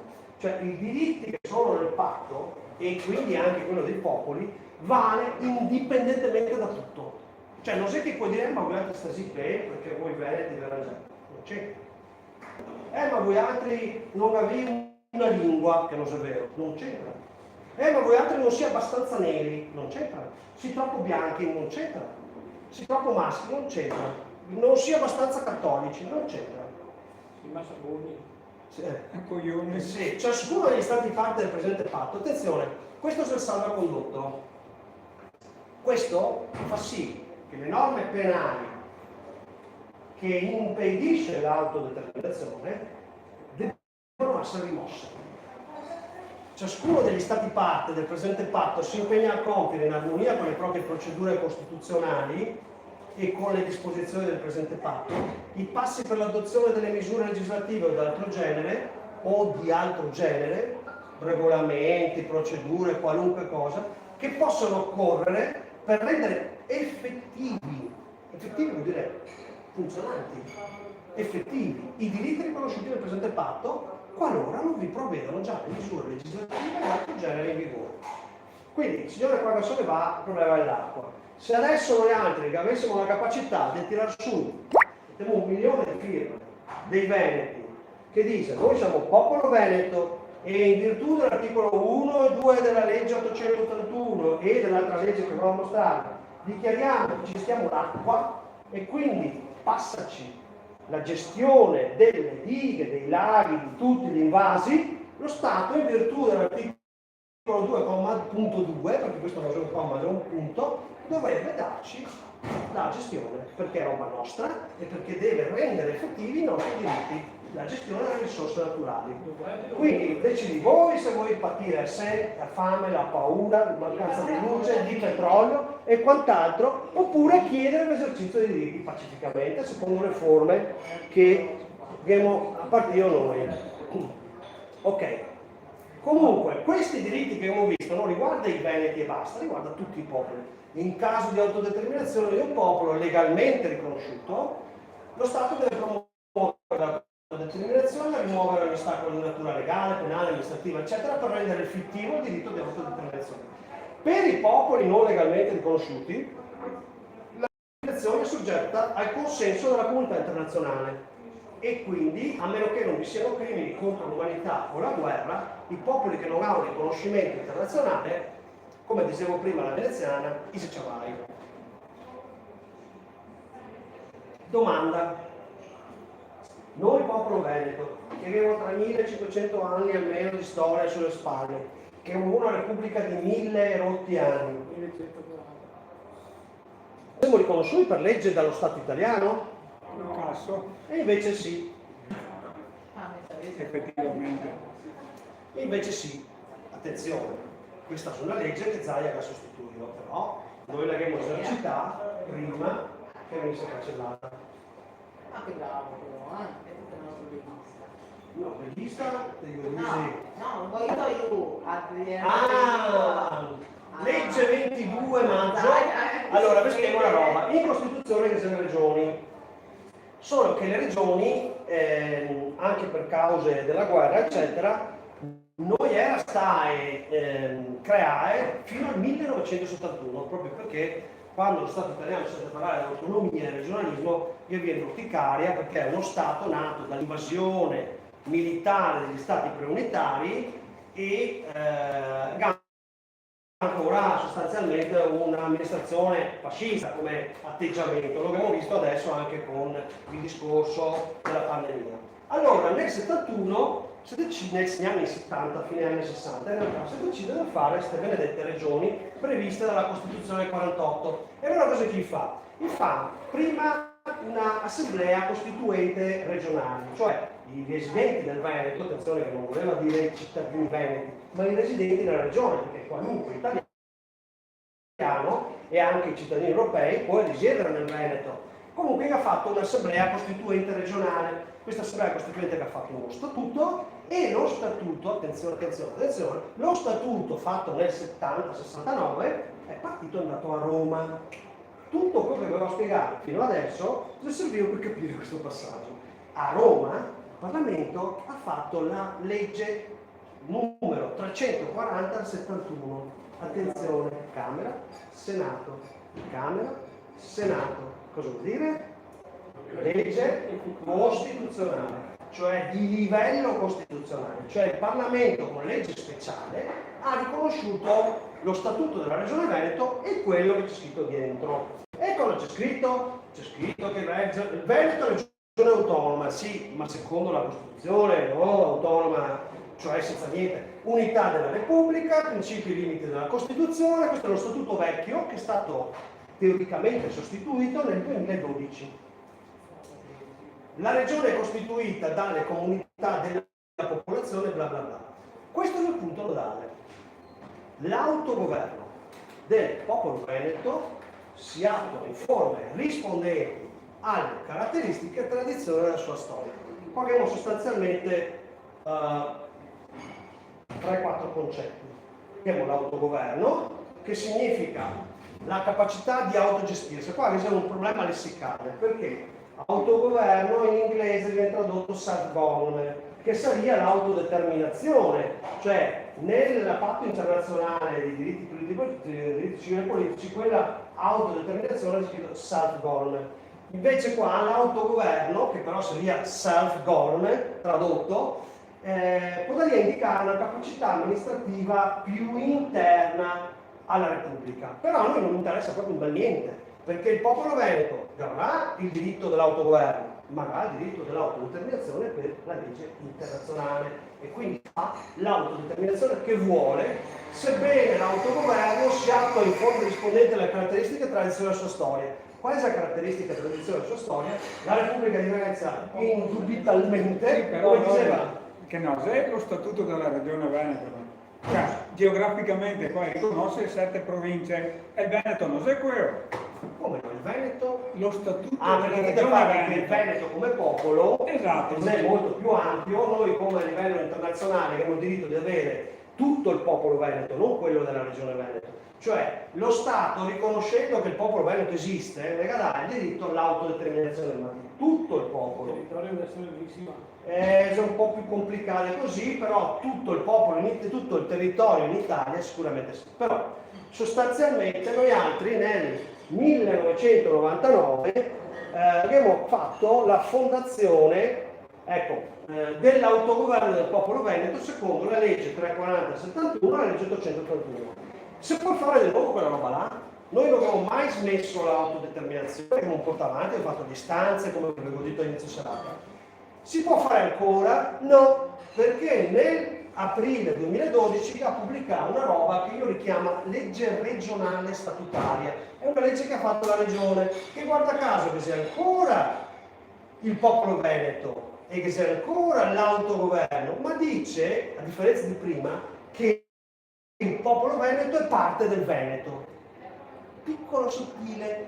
Quindi se è parte del Veneto non può più fare una autodeterminazione internazionale, perché si limita al Veneto. Lui dice, la regione Veneto nel 2012 dice, il popolo Veneto è cosa mia, del Veneto, cioè un oggetto? No, questo atto è illegale perché è contrario al diritto internazionale, ma siccome noi nel 1999 abbiamo fatto la fondazione dell'autogoverno, abbiamo fatto la fondazione del governo provvisorio, dell'assemblea, dell'autorità giustizia, abbiamo fatto anche tutte le elezioni e comunque al di là di questo la Repubblica Italiana non esiste ed è illegale fin dall'inizio per l'annessione, praticamente abbiamo fatto un processo di autodeterminazione che non può più essere cancellato.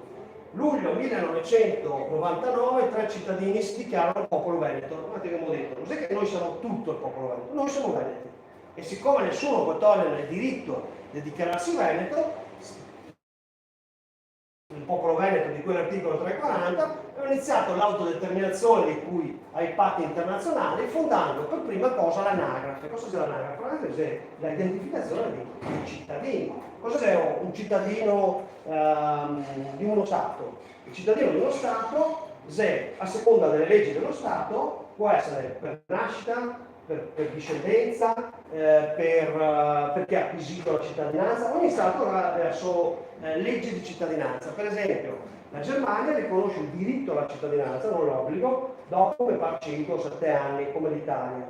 Però negli Stati Uniti, anche se nasci sul territorio, l'Italia dice no, devi aver fatto le scuole o devi arrivare alla maggiore età, eccetera, eccetera. In Svizzera la cittadinanza è data dopo 20 anni e via così, anche in San Marino. Ogni Stato ha la sua legge. Noi che abbiamo detto, sono veneti, quelli che sono nati nel territorio, quelli che sono residenti da 10 anni e parlano il veneto o una delle lingue, perché i veneti parlano anche il cimbro, il friulano, parla anche altre lingue, quindi quelli che sono discendenti da veneti fino alla seconda generazione, l'Italia dà fino alla quinta generazione, cioè un discendente di un discendente di un discendente di un discendente di un discendente italiano, se trova le carte può avere la cittadinanza italiana che magari non ha né lingua né niente di italiano o di discendenza in realtà, perché ormai a quel punto lì noi siamo limitati a 2 generazioni, se è discutibile esiste un'assemblea che può cambiare queste norme. Si acquisisce la cittadinanza per matrimonio e anche per motivi speciali, casi rifugiati, eccetera, eccetera. Nel 2000 abbiamo fatto le elezioni, si viene fuori sui giornali, il mega intervistare te, il mega parlare ai giornali, voi non avevi votato. Questo non rende invalide le elezioni che abbiamo svolto. Se uno non va a votare alle le elezioni sono valide ugualmente, non c'è come un referendum le votazioni. Guardate, abbiamo fatto le elezioni politiche, le prime elezioni politiche dell'era moderna, mettiamola così. E quindi abbiamo creato quell'organismo rappresentativo. Allora facciamo un esperimento mentale. Adesso noi facciamo un ricorso e diventiamo praticamente il governo. Nel frattempo, per una strana malattia, è morto 3/4 dei veneti e porta qua un qualche milione di immigrati, ok? Chi si deve fare nel territorio? Sempre i veneti. Perché per legge noi siamo discendenti legittimi dello Stato e dell'autodeterminazione. Comunque, il fatto che nel 2003 vi sia stata l'archiviazione della denuncia sul processo di autodeterminazione dimostra la legalità delle istituzioni, perché in Costituzione è scritto che il magistrato ha l'obbligo di perseguire i reati.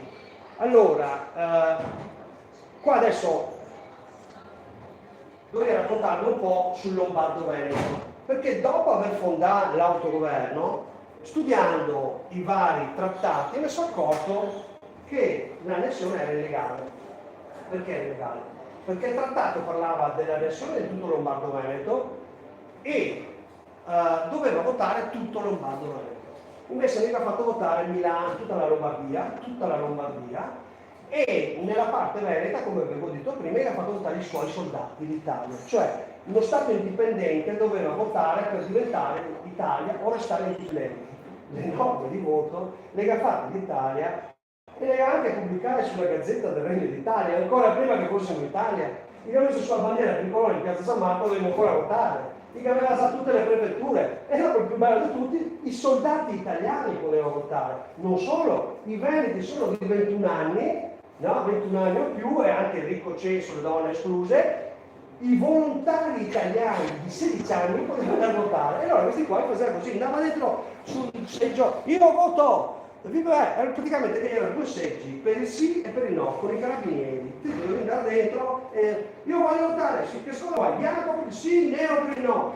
Voto sì, no, palese, così, e te uscivi. E questi qua andavano di seggio in seggio. Allora qualcuno si andava a vedere quante schede del voto che era. E trovava che nei comuni era più schede di voto devi avere diritto, perché erano i soldati che andavano dentro e fuori dai vari seggi. Quindi proprio una burla, tanto che addirittura il commissario francese che doveva vigilare si era incazzato, a casa e ha detto, non aveva il telefono, aveva fatto le missioni, lascia stare un affare italiano. Cioè la Francia che doveva osservare, tutelarci, però ci sta furbi perché dove si che trovare una parte delle informazioni di queste robe qua? Proprio sul memoriale del commissario che ha gestito questa cosa, un certo Taoni, che se ne via in giro, no? Taoni e che aveva fatto un'operazione molto furbesca. Allora praticamente prima aveva minacciato tutti i consiglieri veneti che volevano prendersi l'indipendenza, fare un referendum, un plebiscito valido, e li aveva minacciati di morte se prendeva in mano l'autonomia e l'indipendenza. Fino a che si è rimasta 3 prestanome, suoi uomini pagliaccio, praticamente burattini, che era De Betta, Michele e De Michele. Questi 3 qua, successo così, arrivava il commissario e il commissario voleva dare la sovranità in mano al palazzo ducale, no?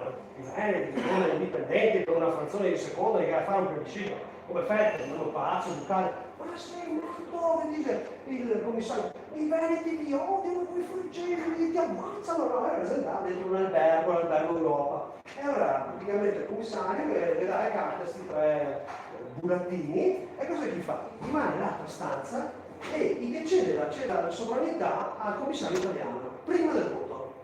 E cosa fa il commissario italiano per nascondere tutto? Li incarica come burattini provvisori e questi finta di essere il governo indipendente. Questa figura del governo pagliaccio, si chiama fantoccio, governo fantoccio, è illegale. Già questo rende completamente nullo, illegale l'annessione, che ripeto si sta cancellando.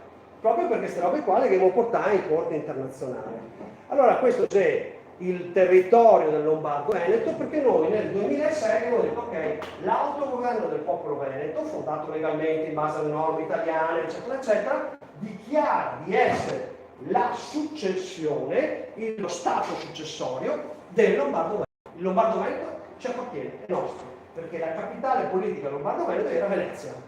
Doris, e perché la Onda Ravel dopo è grande rinunciare a tutte le felicità? Perché lui aveva fatto queste cose, lo dice lui, perché pensava l'idea iniziale dell'Italia era un'Italia sotto il Papa. E quando si era reso conto che il Savoia era proprio poco papali, diciamo, o era molto papabili, non so, papava tanto, praticamente già dopo 20 anni, circa nel 87, 20 anni dopo, ha fatto i memoriali raccontando tutte le porcate, compresa quella dell'organizzazione del comitato segreto di Bulaccia. E scrive lui testualmente: farò vedere al commissario francese chi è il vero camorrista. Il commissario italiano definisce se stesso come camorrista. Effettivamente siamo ancora dentro una camorra, forse nell'accezione più napoletana, non lo so. Quindi nel 1859, piccolo ripassino veloce, piccolo tassello, nel 1859 le truppe francesi accompagnarono il re di Sardegna, Vittorio Emanuele, che aveva anche Nizza, Savoia, la Sardegna e il Piemonte, ma lui era re di Sardegna, in realtà era prima del Piemonte e della Savoia, però cosa diventa re? Perché era re della Sardegna. Napoleone III porta le truppe francesi, accompagna Napoleone a Milano, all'Arco della Pace, dove è scritto questa cosa qua, e saccheggiano il comune. Disastro. Con quei soldi là, ecco, l'annessione è stata fatta non dalla Lombardia, che era né più né meno di una regione amministrativa. La Lombardia non si lega a un popolo, si lega al fatto che l'imperatore d'Asburgo ha creato questa regione amministrativa, la Lombardia. Non esiste mai esistito un popolo lombardo, mai esistito uno Stato lombardo. Era il Ducato di Milano, il Comune di Milano dichiara l'annessione. Siamo nel 1859, si entra in vigore un diritto internazionale che si chiama autogoverno dei popoli. Cosa voleva dire? Che dal 1840 circa i popoli non erano più come prima, che i re, i imperatori, i dogi, i vescovi e i papi poteva comprare e vendere le terre, no? Doveva fare un voto. Doveva essere il consenso dei popoli, il principio di autogoverno, cioè i cittadini dello Stato, per essere acquisiti da uno Stato, il territorio, doveva fare un voto. E se per quello che quando ti ha fatto l'annessione illegale della Lombardia, tutti dicono no, devi farli votare. E allora subito dopo i Savoia ricomincia dalla Sicilia, dove chi va e fa tutti questi plebisciti fasulli, che in realtà votava i soldati, perché esisteva il principio di autogoverno dei popoli. Quindi noi siamo stati annessi e invasi illegalmente in violazione del diritto internazionale, punto. Praticamente fa un accordo, ti lascio la Lombardia, mi dai Nizza e Savoia, che diventano francesi senza voto anche quelle. No? Gli attuali Veneto, Friuli Venezia Giulia restarono l'impero d'Asburgo, con i soldi del saccheggio, con la complicità degli inglesi, dei francesi, della massoneria, si saccheggiò il Regno delle Due Sicilie. Allora, se vuoi vedere un po' la bugia statale del Regno delle Due Sicilie, su TV7 Triveneta, che è la TV di Padova, e fa venerdì sera delle trasmissioni molto spesso di storia. Poco tempo fa aveva fatto proprio una puntata su Garibaldi e tutta questa cosa dell'annessione, e anche ha fatto sulla guerra, perché il Regno delle Due Sicilie paga carissimamente l'annessione, 1 milione, 1 milione e mezzo di morti fatti dall'Italia. Addirittura i soldati li prendeva, che mozzava le teste e le metteva esposte nelle piazze delle città, i soldati italiani, e dopo li cacciava i briganti quando erano in realtà i partigiani. Allora, in una puntata recentissima gli diceva che al tempo lo spread, che oggi noi misuriamo sulla Germania, era parametrato sull'interesse pubblico del Regno delle Due Sicilie.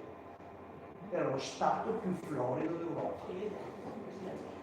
E mi viene a dire che il Sud era sottosviluppato, un paese primitivo. Era il Piemonte il paese primitivo sottosviluppato.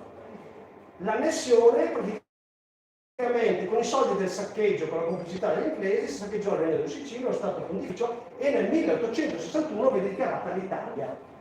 Il Regno del Piemonte dice, beh, adesso è tutto mio, no, il Regno di Sardegna dice, adesso è tutto mio, mi chiamo Regno d'Italia.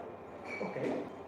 Poi, 1866, fra l'altro la beffa, sai che nel 1866 cosa è stato?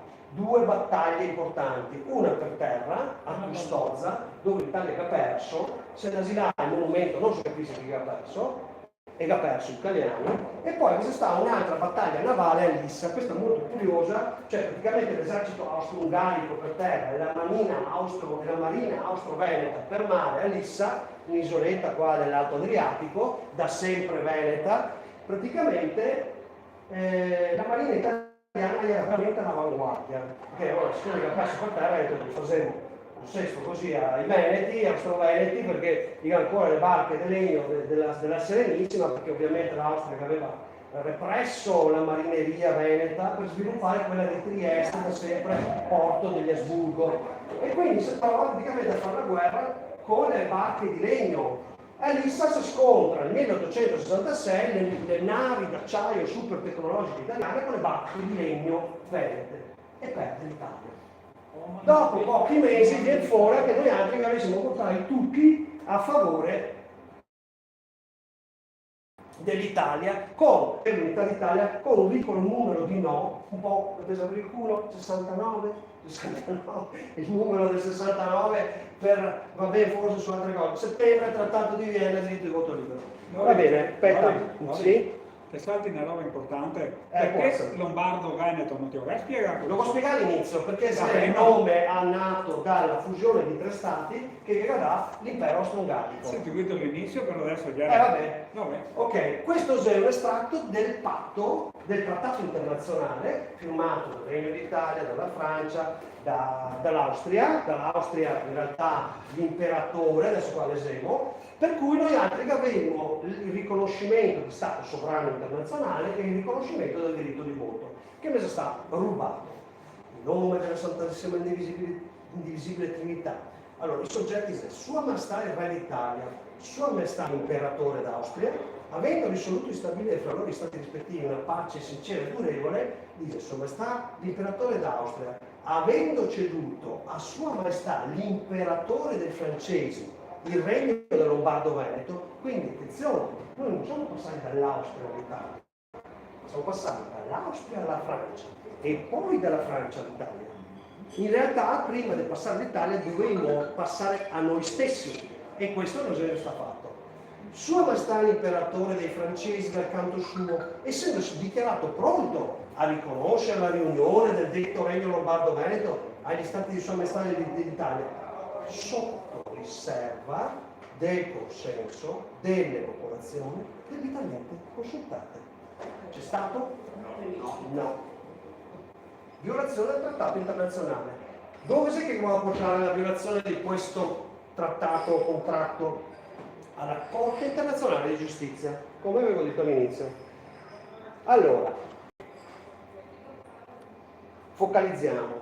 Il voto del 1866 è totalmente nullo.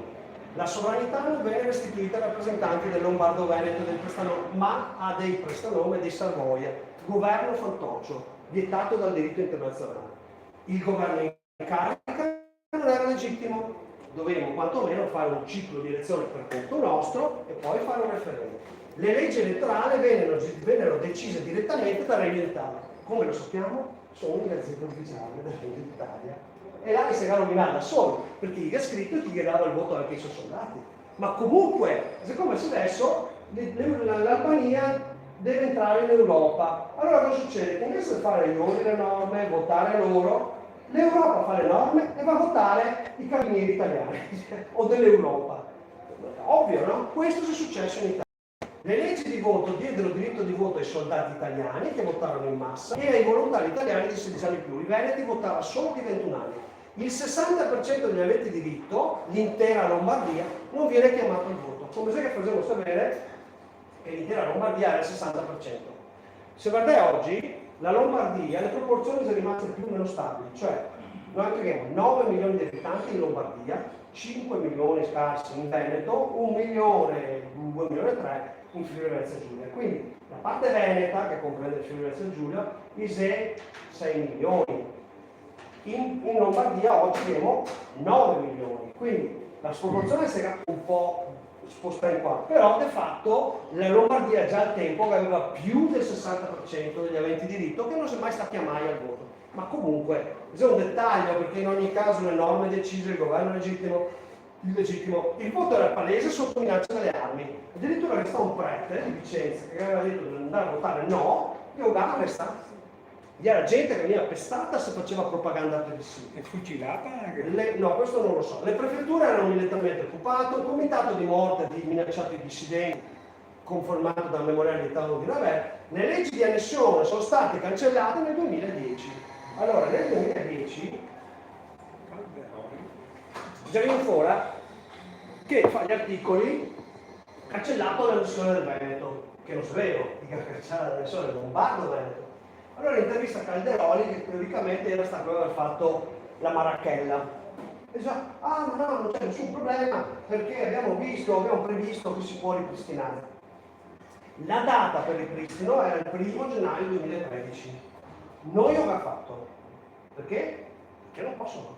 Perché noi abbiamo chiesto la cancellazione, diritto di autodeterminazione, deve essere promuovere e realizzare. Il problema è che siamo in poche persone. Cioè, il problema è che si voi che non sapete e quindi continui a pagare le tasse allo Stato sbagliato, obbedire alle leggi sbagliate, a credere che il governo sia quello che vede in televisione. il diritto vostro, cioè d'altra parte voi siete gli eredi di questo territorio, non è che il territorio è mio, è nostro, ma se uno rinuncia alle cose delle proprie eredità, non lascia che le cose vadano, rinuncia a quel tempo, perde i diritti. Allora nel privato i diritti si prescrive anche velocemente, 5, 10, 20 anni al massimo. Nel diritto internazionale la scadenza nostra è il 2066, 200 anni. Pensiamo di arrivare molto prima, un anno o due, però siamo perfettamente in linea. Questi paesi come la Polonia che si torna a sovrani dopo un secolo e mezzo. 123 anni. Ecco. Non c'è problema, tanto noi altri veneti siccome l'erba massima, l'erba cattiva, non risalgono di nuovo nella storia, c'è sta diverse volte le cadute, no? Se arriva qua i barbari che hanno fatto distruzione, siamo rimasti come Repubblica di Venezia, non c'è problema, noi dopo un fianco ripartiamo. Fino adesso vi era anche una certa convenienza, no? Negli anni '80 il sentimento di italianità è abbastanza diffuso, no? La quinta potenza, la quarta potenza, tutti ricchi, tutti che parlano in cicara, come si dice in veneziano, che parla in cicara l'italianetto, no? Le domande dopo. Ok? Percorso finale, accertamento dell'illegalità, dichiarata la successione, ricorso a Venezia. Abbiamo fatto un ricorso, Allora si andava così, abbiamo chiesto al giudice italiano, Tribunale di Venezia, di dimostrare che è Italia. E come documento a prova che non lo è, vi era solo una roba, il mio libro, la bozza del mio libro, La Repubblica Mainata, che trovai su Amazon e anche su un'altra Lulu Editore. La sentenza di Venezia nel 2008 dice: non posso rispondere, per una questione di diritto internazionale di clone che porta fuori queste robe, mi fa credere che sia roba sua e confonde le robe perché non le sa e dice il difetto assoluto di giurisdizione significa che lo Stato non aveva riconosciuto la sovranità. Non è vero. Vi ha detto non è una questione mia ma è internazionale. Io ho fatto un ricorso al giudice, cioè al CEDU, chiedendo in virtù della legge del Consiglio d'Europa il giudice naturale, perché se sono stato già abusivo, non sei in grado di dimostrare la sovranità, dateci un giudice per decidere con un giudice naturale. Cosa vuol dire naturale? Deve essere un giudice veneto. Cioè, detto in altra maniera, ogni cittadino veneto che va nel tribunale italiano si trova di fronte a un giudice abusivo. Però è un giudice naturale, imparziale, indipendente, manco col binocolo. Allora cosa succede? Presentiamo un ricorso, abbiamo avuto un tentativo di infiltrazione con personaggi che ancora adesso si spaccia per venetisti, e le volte mi porta in galera, che c'è stata un'infiltrazione con gente che evadeva le tasse e poi informava la Guardia di Finanza e voleva dare le colpe a noi, li abbiamo buttati fuori a tutti e se scoppiava un caso, questo ve lo racconto tanto per dire, che venne fuori tutto un casino qua a Treviso sulla cosiddetta polizia veneta, no? E bello è che diceva che noi dell'autogoverno gli eravamo ormai, invece era quelli che avevamo buttati fuori e gli ha fatto vedere in televisione le armi, della polizia di Cornuda, perché dentro si era inserito nel nostro gruppo il comandante della polizia di Cornuda. Allora ho detto, chi deve fare parte dell'autogoverno, vi fa la secessione, allora ha preso le armi dell'autogoverno e gli ha fatto le foto, la polizia dello Stato si andava a sequestrare le armi della polizia di Cornuda, pur di fare gli articoli sui giornali che ovviamente non mi venga mai a replicare in maniera corretta per dire cosa era successo. Comunque nel 2010 l'Italia cancella l'annessione, noi nel 2012 facciamo una riforma federale dicendo noi siamo veneti, non vogliamo dominare nessuno, quindi Lombardo-Veneto ha 3 stati, gli insubri, cioè il Ducato di Milano, il Mantovano e il resto Veneto. E insubri e mantovani quando saremo indipendenti, se vogliono prendere la loro strada, possono andare, per cui noi ci chiamiamo Federazione del Lombardo-Veneto che contiene 3 stati, Stato Insubro, Stato Mantovano e Stato Veneto. Dopodiché, compreso il Friuli. dal 1 gennaio 2013, compreso il Friuli. Certo, è Stato Veneto. Il friulano è una lingua, non è uno Stato. Il Lombardo-Veneto non è più legalmente Italia. A un certo punto, al sud si era formato un gruppo che porta avanti le stesse nostre identiche istanze, in realtà che vengono a spiegare noi altri. Si chiama Regno di Due Sicilie e si deve fare un processo. Abbiamo fatto un patto federativo, diciamo, una conferenza, un accordo politico, per cui chi di noi due andrà per primo alla Corte Internazionale di Giustizia porta anche l'altro, perché siccome il giudice lo paghi, lo paghiamo per tutti dopo. e credo oltre il 50% del territorio della cosiddetta Repubblica Italiana.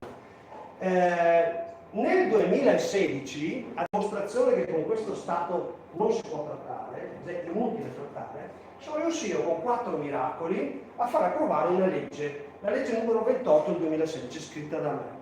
Siccome avevo trovato dei sindaci, perché si può portare un'approvazione in una legge in regione per vari modi. Un modo è quello attraverso diversi comuni che ha almeno 20.000 abitanti di compresi, quindi anche un grosso comune può da solo presentare una proposta di legge regionale. Questa legge regionale diceva una cosa che adesso si è in grado di capire. Esiste un trattato internazionale che l'Italia ha ratificato, che è come quadro sulle minoranze nazionali. Cosa dice questa legge? Dice che una minoranza nazionale ha diritto ad avere lo stesso trattamento che ha sul Tirolo, per intenderci, cioè linguismo, posti riservati all'amministrazione pubblica, trattenimento di tasse, TV, canali in lingua veneta, lingua insegnata alle scuole italiane in lingua veneta, scuole di lingua italiana con lingua veneta insegnata, eccetera, eccetera, no? E praticamente, tanto per dire, in Friuli, che dà un po' più di autonomia, gli ha riconosciuto la parlata veneta del comune di Marano, che è in Friuli, però sei proprio veneti, che sempre parla veneto, come tutti quelli del quasi 2/4 della regione. Ti troverai i cartelli del parco etnografico in 4 lingue, italiano, tedesco, francese, veneto. Troverai i cartelli in veneto con S. Gaeta, tutti i nomi dei veneti, degli Josei, eccetera. Questo sarebbe il trattamento per le minoranze nazionali, non è soltanto il bilinguismo, è l'etichetta sui prodotti in lingua, è il rispetto della cultura e dell'identità. Insomma, per una serie di miracoli che non stavo a raccontare, nel 2016 a dicembre viene approvata questa legge che riconosce i diritti di minoranza nazionale al popolo veneto, cioè un trattamento come il Sud Tirolo. Vi è stato anche un caso di applicazione di tutto, alla fine però la legge è stata cancellata nel 2018, perché nonostante noi altri che abbiamo dato tutta la documentazione all'avvocato nominato alla regione e alla regione stessa, e nonostante che abbiamo chiesto di partecipare, e gli era facilissimo salvare la legge, perché bastava che dicesse per esempio che noi nelle scuole e all'università abbiamo i punteggi più bassi, questo produce una esclusione dai concorsi pubblici. E quindi tutti i professori delle scuole meridionali, tantissimi. Ok, questa è una forma di esclusione istituzionale, razzistica. Questa legge si sta scancellando perché l'avvocato Bertolissi, che è quello che ha difeso anche Zai ineleggibile, dicendo che è ineleggibile, in Corte Costituzionale ero presente e ha detto questa legge non serve a nulla. Di fronte alla Corte Costituzionale, e chi lo va a mandare? La giunta regionale, il governo regionale, che aveva tutte le prove e tutta la documentazione. Noi abbiamo chiesto di partecipare in virtù del trattato, noi mi ha fatto partecipare, mi ha fatto parlare, dopo mi ha considerato, e quindi la legge è stata cancellata. Ciò cosa vuol dire? In violazione del trattato internazionale. Il Consiglio d'Europa, che abbiamo presentato tutte le carte, non volete sapere che adesso ci viene fuori che questa guerra del Donbass è lì dal 2014, con il governo che spara sulla popolazione, che nega la lingua, e il Consiglio d'Europa è stato zitto. Per cui la Russia adesso si viene fuori dal Consiglio d'Europa. Purtroppo il Consiglio d'Europa o l'Unione Europea si è dimostrare a tutto l'Occidente una faccia nazista. Una faccia che di spregio totale dei diritti umani. E perché? Perché si deve portarne al modello cinese, il credito sociale. Quindi noi anche come Veneti dobbiamo seriamente e attentamente riflettere da che parte della storia vogliamo andare. Vogliamo andare verso un modello cinese o verso un modello di libertà, democrazia, tutela dei diritti dell'uomo?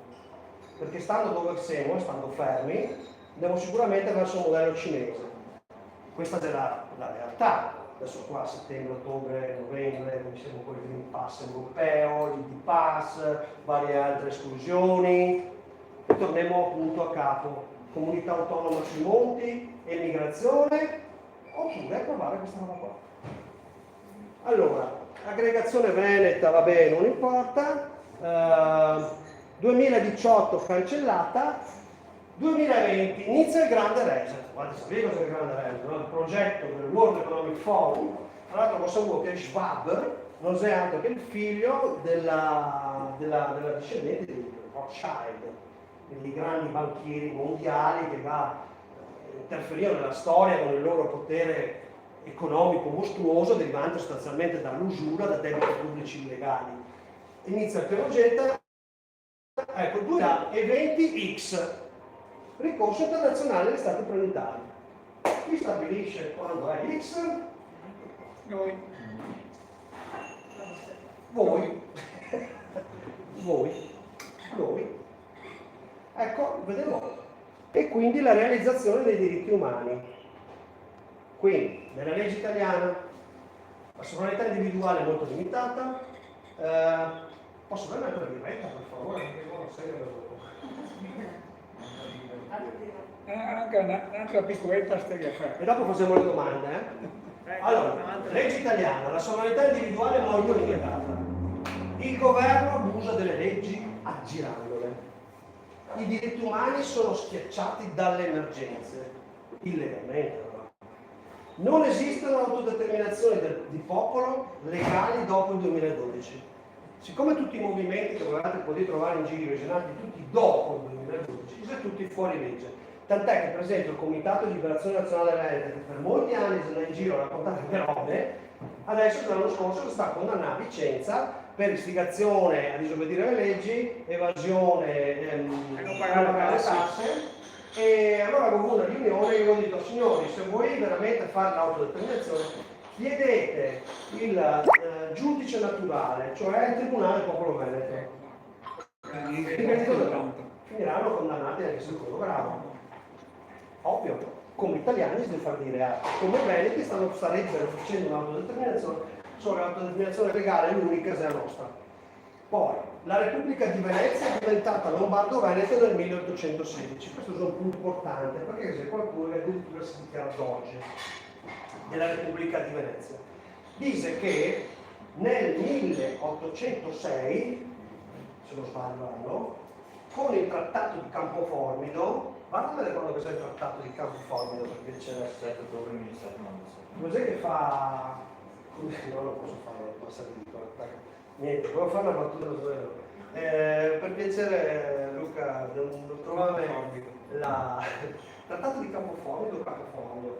Il Trattato di Campoformido del 1806 ha fatto una riunione, no? E diceva i capi di Stato, rappresentanti legali degli Stati, i capi di Stato, dice bisogna ripristinare eccetera eccetera, e allora al posto di un presunto doge va l'imperatore d'Asburgo. E questa è la Repubblica di Venezia che se rinasce e dice: ma no, quel trattato lì non è valido perché doveva essere doge. Ma in realtà no, perché il diritto internazionale del tempo non prevedeva un diritto dei popoli di esprimere una rappresentanza. Il padrone dello Stato era il padrone dello Stato, era un re, un principe, un re, e siccome lo Stato era stato ceduto da Napoleone, perché aveva la Repubblica di Venezia che ha perso la guerra per infiltrazioni massoniche, l'ambasciatore Pisani della famosa villa che è nella riviera del Brenta, la villa di Stra, la riviera del Brenta, la villa Pisani, è il frutto della tangente dell'ambasciatore Pisani a Parigi, che si era fatto corrompere da Napoleone per dare informazioni false alla Repubblica in modo da mandare le truppe. 17 ottobre 1797. Il Trattato di Campoformido. Sì, il trattato del 17 ottobre 1797. Non cambiava niente perché era comunque Campoformido? Sì. Vabbè, cambia niente, preso ancora, perché nel 1806 era più speranza che avesse qualche validità. È stato firmato il 17 ottobre Vabbè. 1797. Comunque, fino al 1840 i popoli non potevano decidere niente, il principio di autogoverno. Vabbè. E questo Doge dice che adesso se libereremo qua e là, ma se tutto contro anche il diritto internazionale, perché bisogna avere una rappresentanza, una divisione dei poteri, il popolo che elegge, non deve essere discriminazioni fra uomo e donna. Nella Repubblica di Venezia non votava nessuno a parte i nobili. Con un ricorso alla Corte internazionale di giustizia il Lombardo Veneto può tornare indipendente per realizzare i diritti umani Siamo legalmente liberi, ma non siamo in grado di esercitare i nostri diritti. Il piano Z si chiama così perché ci si arriverà per una necessità di sopravvivenza. Io non mi aspetto che voi andate a studiare qualche anno storia veneta per capire il nostro passato. Penso che la maggior parte di voi sia qua per disperazione, perché ha capito che sul momento brutto bisogna fare qualcosa. Questa è una strada legale, pacifica, non armata, non inneggia armi, non inneggia guerre, non chiede altro che fuori dal bar. Fuori dal bar. Uno sfratto all'Italia. Sei abusivo, torna a casa tua. Domande? Nessuno? Che sia là che vuole parlare prima? Fammi pensare a quello che pensavo. No, in realtà Signor qua, domande? no, dopo. A posto, tutto chiaro? No, benissimo, ho imparato tutto. Perché ne ha due domande. No, come si chiama che l'avvocato magari poteva difendere i beni che avete? Bertolissimo. Bertolissimo, professor Bertolissimo, professore di diritto costituzionale a Padova, friulano. Allora voi devi sapere che nel 1400 qualcosa Venezia ha fatto guerra con l'imperatore d'Asburgo perché era tutta una storia complicata del patriarca che abbiamo vinto militarmente. E allora da quel punto là in poi c'è stata una fazione filo austriacante che si contraria ai veneti. Poi quando si sta all'impero austro-ungarico, i assorbillano ancora di più questa fazione antiveneta, ma gli assorbillano ancora di più in Istria Dalmazia che Sofieghi che ha fatto un genocidio, no? E praticamente questo professor Bertolissi un giorno tornando da Roma, che ero sta in Consiglio di Stato per una roba, lo trovo nel treno e siccome quello che avevo in mano, vabbè, insomma per passo breve, se no c'è anche.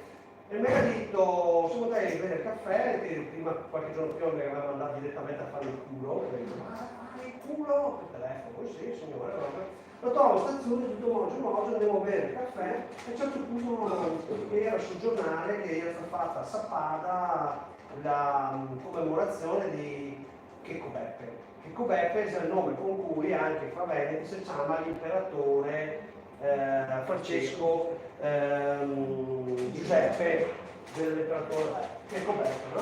E quindi a Sappada, chi se lingua germanica, diciamo, gli fa ogni anno la festa a Checco Beppe, no?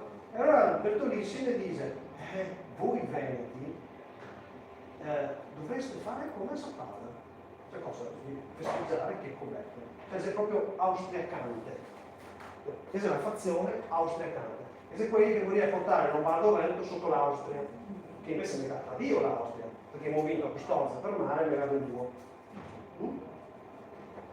Ecco, seconda domanda. Ma non era dietro le linee che quando non funzionava? Sicuramente, ma guarda che aveva ricevuto ordine di fare così. E se avesse tradito qualcuno che lo aveva messo là, avrebbe dovuto assumersi la responsabilità, la colpa e trovare una soluzione e dirlo pubblicamente. E c'è stata una precisa volontà di cancellare quella legge.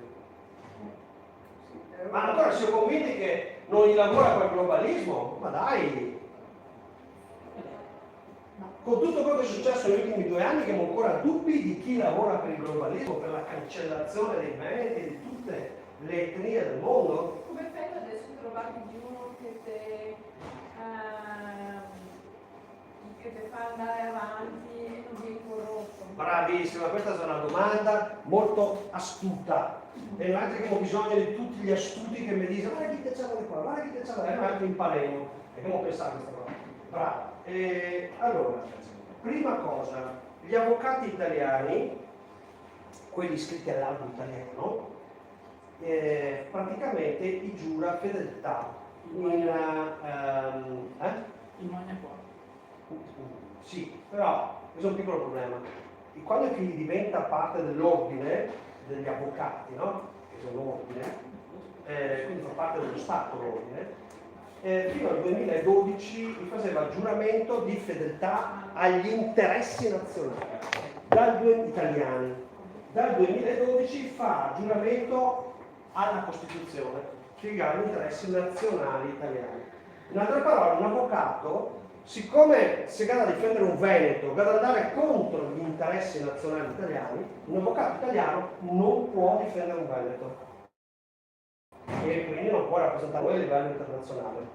Quindi abbiamo bisogno di un avvocato straniero, quindi non italiano, un esperto di diritto internazionale pubblico, perché se il diritto internazionale privato, tipo quello che ha vinto contro la Volkswagen, Fulmic, almeno so più bravo il tedesco. Fulmic è bravissimo a livello di diritto internazionale privato. Invece noi abbiamo bisogno di uno bravo in diritto internazionale pubblico, se pochi costa tanto, 3, 4, 500 mila euro di pena. Ma non sarà sufficiente, perché in Aralai dice, ti danno 400 mila euro, ti danno 1 milione. E che dirà? Te ne danno 2 milioni, 3 milioni, corrompe l'avvocato. E allora noi cosa abbiamo pensato di fare? Intanto bisogna sapere una cosa, avevo detto prima mi pare, il Lombardo-Veneto sforna 700 miliardi all'anno di PIL, 350 viene dare all'Italia, stima per difetto, vuol dire 1 miliardo, no, sono ancora là, addirittura che se la provincia di Padova adesso va a mangiare export del 6%. 30. Quindi che Hai fatto il 3 Veneto c'è ancora 10. No, vabbè, Solo comunque, Padova. non perdemos se frega, Vabbè. 1 miliardo al giorno super Giorgio è quella cifra, ma non importa, perché adesso ti dico perché. 1 miliardo al giorno, una cifra colossale, 1 miliardo, 1.000 milioni. E allora noi anche all'avvocato mi diremo, ti devo un contributo spese di 400.000 euro e alla vittoria della causa ti daremo 1 miliardo o anche 5 miliardi, sai perché? Perché per noi c'è 5 giorni di tasse, che comunque paghiamo lo Stato italiano. Mi pago anche a 20 giorni di tasse, che danno 20 miliardi. E lui deve vedere dove che arrivano gli italiani a pagare. Non tira fuori a 20 miliardi. No, invece se c'è su No, ma credo che dopo comincerà a dire che troppo molto male, trovare, Ma non si deve dire che mi minaccia a me in pratica. no, magari sto avvocato viene minacciare in altre maniere, non sarà questione di soldi. Ma te sai, allora, ci sono state diverse sentenze in Corte internazionale di giustizia. Ti faccio un esempio. Negli anni, mi pare 70, gli Stati Uniti che ha fatto terrorismo, tentavo colpo di Stato in Nicaragua, mi sembra, no? E questi che hanno fatto una denuncia, si andava in Corte internazionale di giustizia e gli Stati Uniti si è a condannare, credo, per terrorismo. Ecco. L'avvocato Fulmic ha dichiarato recentemente, siccome che ha presentato un ricorso per appunto una querela perché l'inventore del test PCR aveva detto che il test PCR non va usato per fare quello che si deve fare, è tutto falso. No? E quindi lui si sente denigrato nella sua reputazione di scienziato e che ha fatto una causa. Fulmic, vabbè stavolta, quasi che dico, ha dichiarato che i giudici della Corte internazionale sono quasi tutti corrotti. Ha detto quasi, perché non si tapava una denuncia, quasi tutti. Qua non bisogna mai dire che la magistratura sia tutta corrotta, è molto corrotta, non tutta, perché se dici tutta è un reato. Allora, perché noi altri potremmo andare in quella corte di giudici quasi tutti corrotti? Perché la questione che noi altri ponemos è questa: può uno Stato invadere un altro e tenerselo?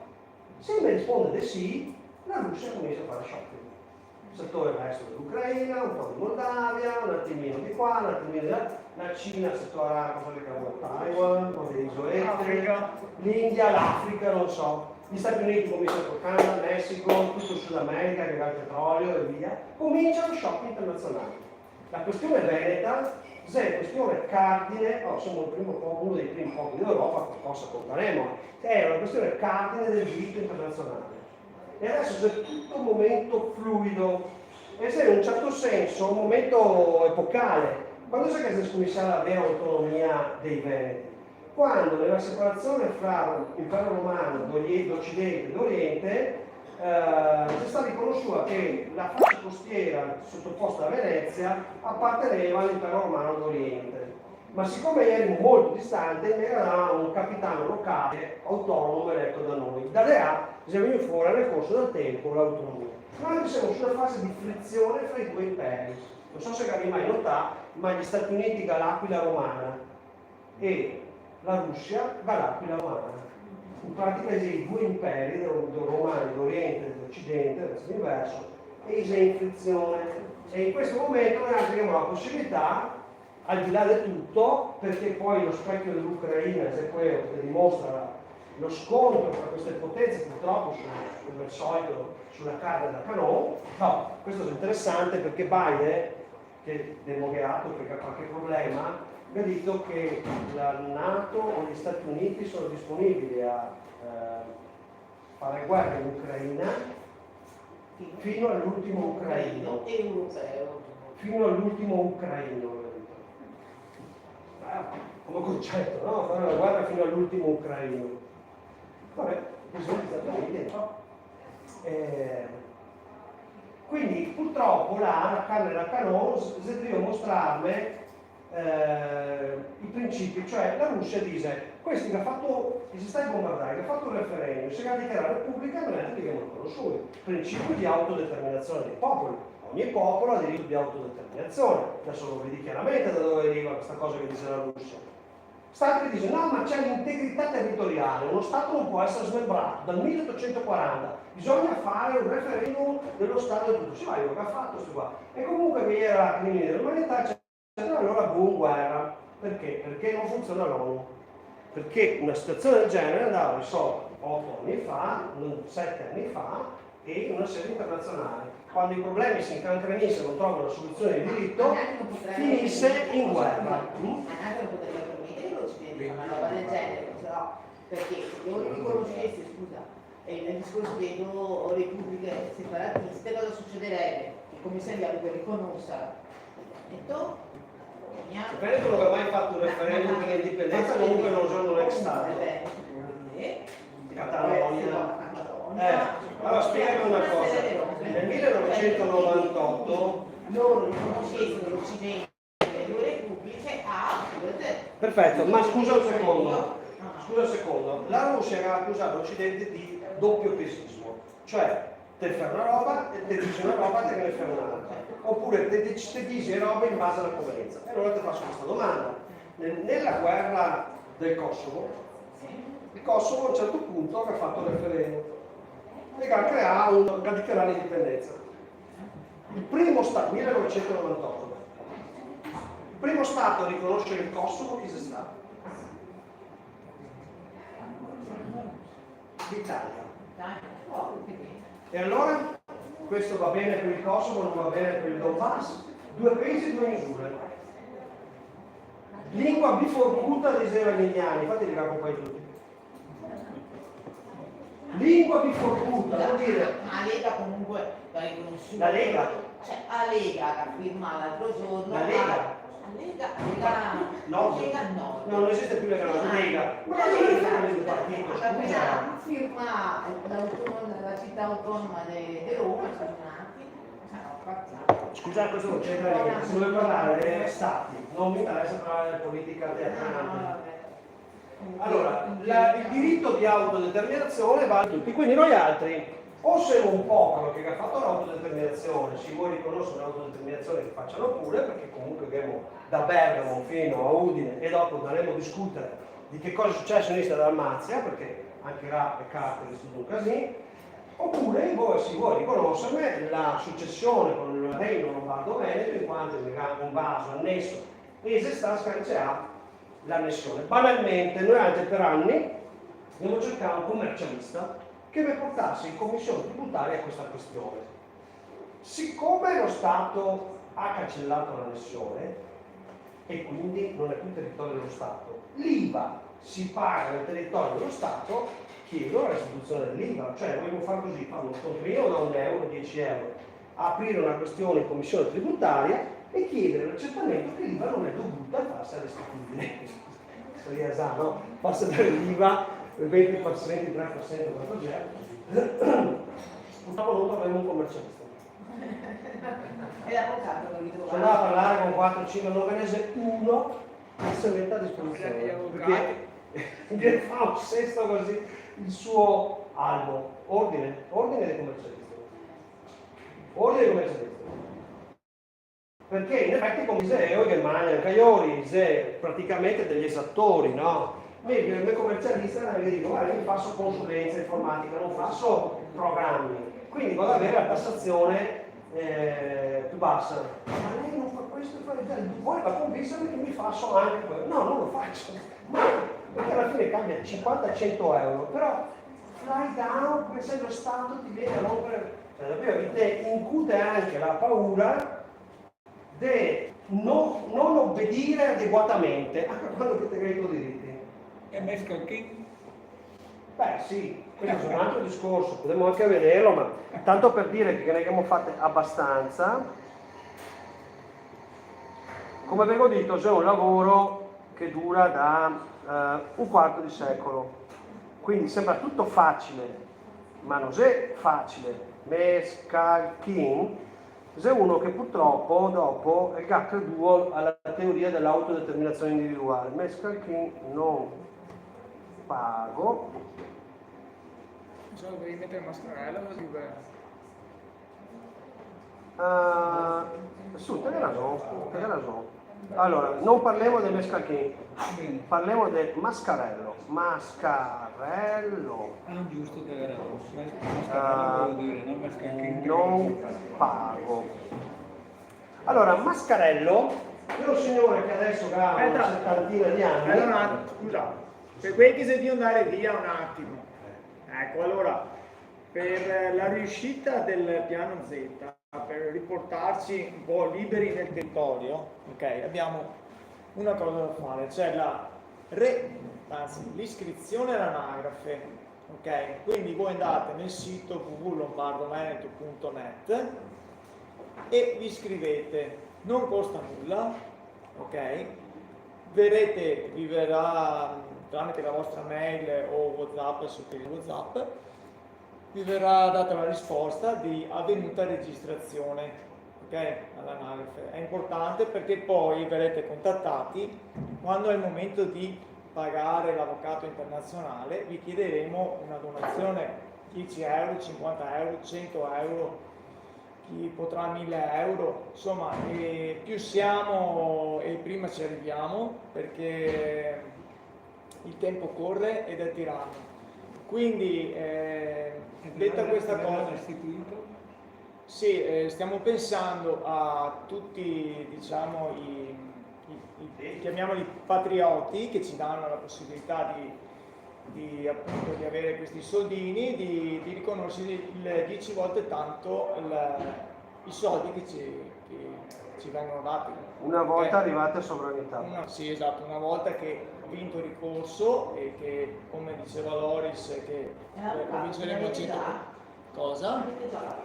Ne abbiamo sentiti diversi e più di uno verrà dalla disponibilità. Purtroppo, fra cui quello di Assange. Quindi, ribadendo, se uno vuole mettere i 10 euro, saprà che a causa vinta pagherà 100 euro. Se uno mette i 100 euro, pagherà 1000 euro. Se uno mette 1000 euro, di voi sarà 10.000. Se uno mette 10.000, sarà 100.000, cioè vuol dire. Ma si può allargare anche a tutti i movimenti che... Allora, il problema è che i movimenti, come diceva Loris, come purtroppo sia i comitati di liberazione, i movimenti di liberazione, i Venecte, i Delta, eccetera, hanno, secondo noi, simpatie italiche perché truffano le persone, ti chiedono i 20-25 euro per la tesserina, no? Te vai a casa, oh che bello, c'ho la tessera della Repubblica Veneto. Io ti chiedo un'altra No, cosa. aspetta, fammi finire. Si può allargare comunque a Abbiamo fatto i colloqui, non vogliono. Abbiamo fatto i colloqui, non vogliono. Non vogliono perché a loro fa comodo avere fregare un po' il gruzzoletto. Allora, comunque questo è quanto. Quindi, sì, lombardoveneto.net, lombardo-veneto.net, adesso che c'è qualche problema di rete. Il stesso obiettivo e Non abbiamo tutte le se partiva su questo. No, ma certo l'obiettivo non è che non siamo noi altri a non volerlo. Ma qua non c'è nessun contraddittorio che ha parlato, Loris, ma non c'è nessun Ma noi non contraddittorio. contraddittorio. Quando ti parla degli altri, anche gli altri dice che altri non vuoi, cioè se vuoi parlare... Scusate, Perché ha detto che dal 2012 stati se attacca ai balli. allora, sono tutti Mi fa un cazzo perché dal 2012 non è più così. Allora, Anche Loris, da quanto siete che sei? Dal 90 Ma se è fatto nel 99, 2000 le elezioni. Scusa, per no? piacere posso parlare a me? Grazie. Sì, buon. Grazie. Allora, prima. Questi movimenti, a partire dal Movimento di Liberazione Nazionale Veneto, che poi dopo si diventa Comitato di Liberazione Nazionale Veneto, che dopo si diventa Comitato di Liberazione Nazionale 2, Bisogna che parlare di dopo, patrioti, non di quelli che portano via le casse. che dopo Sono invece io se stai parlare di condannare, allora i segasti, non c'entra niente con chi che segasti. porta via i soldi. Scusa, Perché posso se porti rispondere? i Scusami. soldi e i patrioti resta sempre. Perché hai no. fatto una domanda, giusto? No, ma mi dico, che Ma i hai fatto una patrioti, domanda e posso rispondere? i Perché ci fatti patrioti, becco. no, i patrioti è una roba diversa da che al vertice chiede più giustamente a Tesserina da che si porta via i soldi. Penso che i patrioti è una cosa e chi che fa questo è tutt'altro. E poi esempio, Scusa Mario, per piacere, ok? Vuoi approvare? No, Mario, per favore, posso rispondere? Scusa, posso rispondere? Perché sennò chiudevo. Ok. Allora, dal 2012, legge numero 1 del 17 aprile 2012, la legge per fare l'autodeterminazione, quella costituzionale, è stata sostituita da una legge regionale, cioè rango inferiore.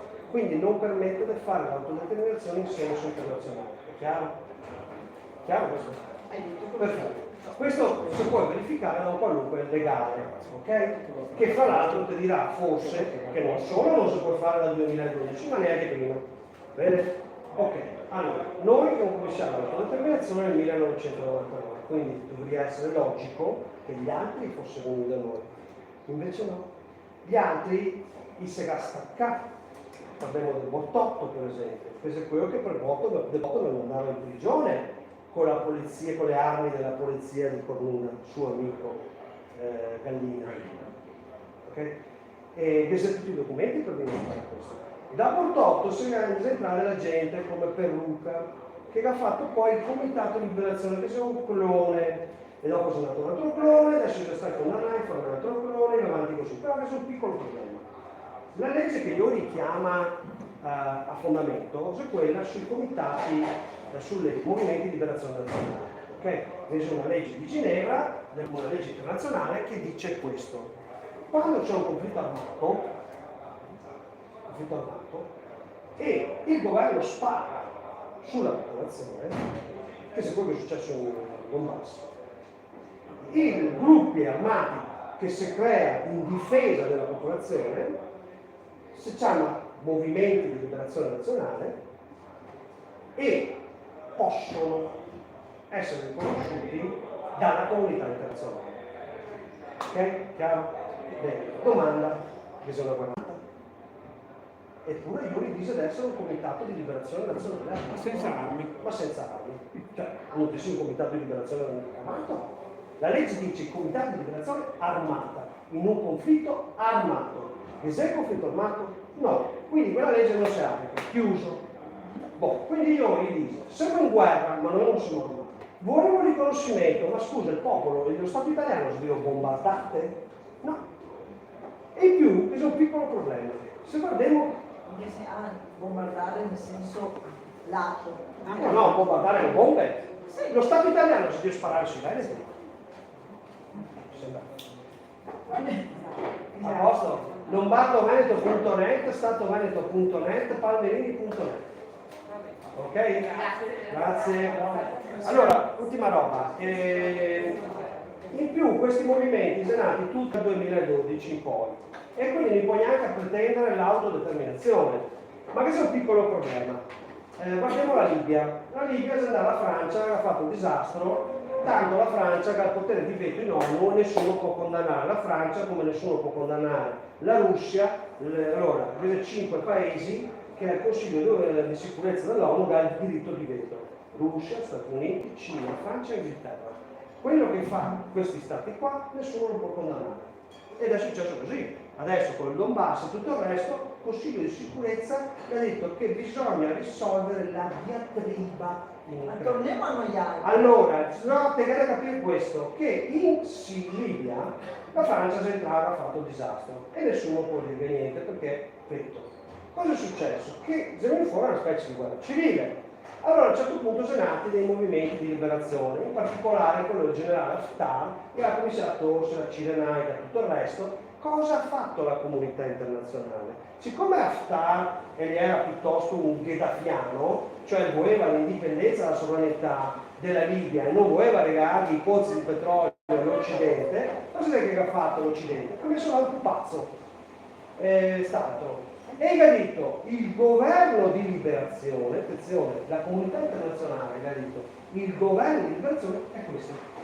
Cioè la legge sui movimenti di liberazione armati serve per fottere il popolo, perché il movimento di liberazione verrà riconosciuto solo quando avrà in duo le chiappe del popolo. Chiaro? È successo in Libia davanti agli occhi.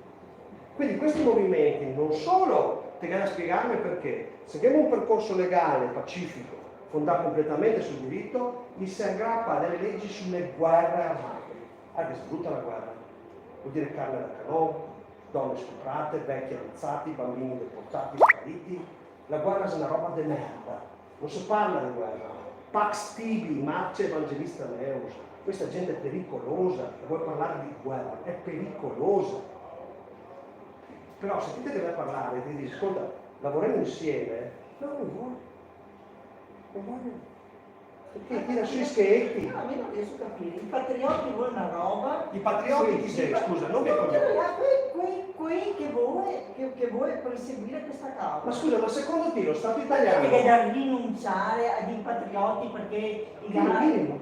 No, perché sotto un'altra sigla... Ma cos'è che rinunciare? Di cosa parli? No, perché... Guarda che noi ti abbiamo chiesto a dicembre la riunione. Può parlare con quelli del comitato di liberazione, può parlare ad agosto con i Venetkes, può parlare con Gardino conosco da 20 anni, conosco tutti, può parlare con tutti, di cosa stai parlando? Sì, una cosa anche, tra l'altro quello che pubblica tipo è cosa di giurisdizione, no? Di se tutta roba è un fatto tutti da lui. No, non sono io. Ma secondo te lo Stato italiano... Io non pretendo che ti capisci, non pretendo, ma informati. Riconoscere la paternità, perché vuol dire da che parte andare e dirlo alla gente. Nascondere la paternità vuol dire voler confondere le persone, ingannarle. E ricordate questo, questa patata, te avevo detto, su 1 miliardo al giorno. No, scusa, capisci la roba? Che lo Stato italiano deve creare movimenti di confusione. Questo è il suo mestiere. Ma se siamo nel 2022, da quanto siete sei dentro? Da sempre te dici? Io sono ancora qua, vuol dire che se qualcosa. Certo, lo Stato italiano che impedisce, che te fa del tutto, te processa, te denuncia, te bastona. No, secondo me. Perché è facile, secondo te è Secondo me è proprio che se facciamo una guerra con gli altri, non so che se poi dividono gli altri, che va bene che sia sta roba qua. Va bene, allora facciamo una cosa. Scusa, Mario, per favore, adesso quando ti te alzi voce, no? Scusa, per favore. Allora, proprio di fronte a tutti, ti incarico ufficialmente di organizzare una riunione con tutti i vari movimenti. È un compito tuo. Va bene. Ok? Così la prossima volta non ti vieni qua a dirmi ma voi questo quello. No, implicitamente sono loro che non vogliono. E adesso perché il compito? Sei incaricato ufficialmente dal presidente del Lombardo Veneto del fare la riunione di tutti i movimenti venetisti per sedersi al tavolo, votato dall'assemblea dei veneti, quelli che hanno diritto artistico tedesca. Non ti voti in Germania, giusto? Per votare al Parlamento del Lombardo Veneto devi avere la cittadinanza Lombardo Veneto. L'ha avuto? L'ha avuto? Ce l'ho. No, allora tu puoi averla, se non la vuoi, peggio per te. Ok? Ma come spieghi Loris che nel 2022 siamo ancora impantanati qua? Ma scusa, ma te rendi conto che stiamo parlando di una battaglia epocale? Vabbè, ma perché siamo impantanai? Ma scusa, ma tu che la gente che affronta la fase la quarta dose che 3 non va a funzionare? E tu mi dici perché siamo rincoglioniti? No, sì che ma bisogna che se lo domandiamo, perché non è possibile. Allora, Zaia fa una proposta di fare un referendum. Devo tutti votare. Ma Non è che per capire quanta gente che invece vuole le non puoi cose. rappresentare il popolo Allora- veneto, perché il popolo veneto va allora- oltre la regione, non te che capire quello che lo spiegare. No. Allora, io non riesco a capire perché Zaia ci chiede di andare a votare e sembra che tutti Quello che ha vogliamo chiesto per andare a votare per la delega di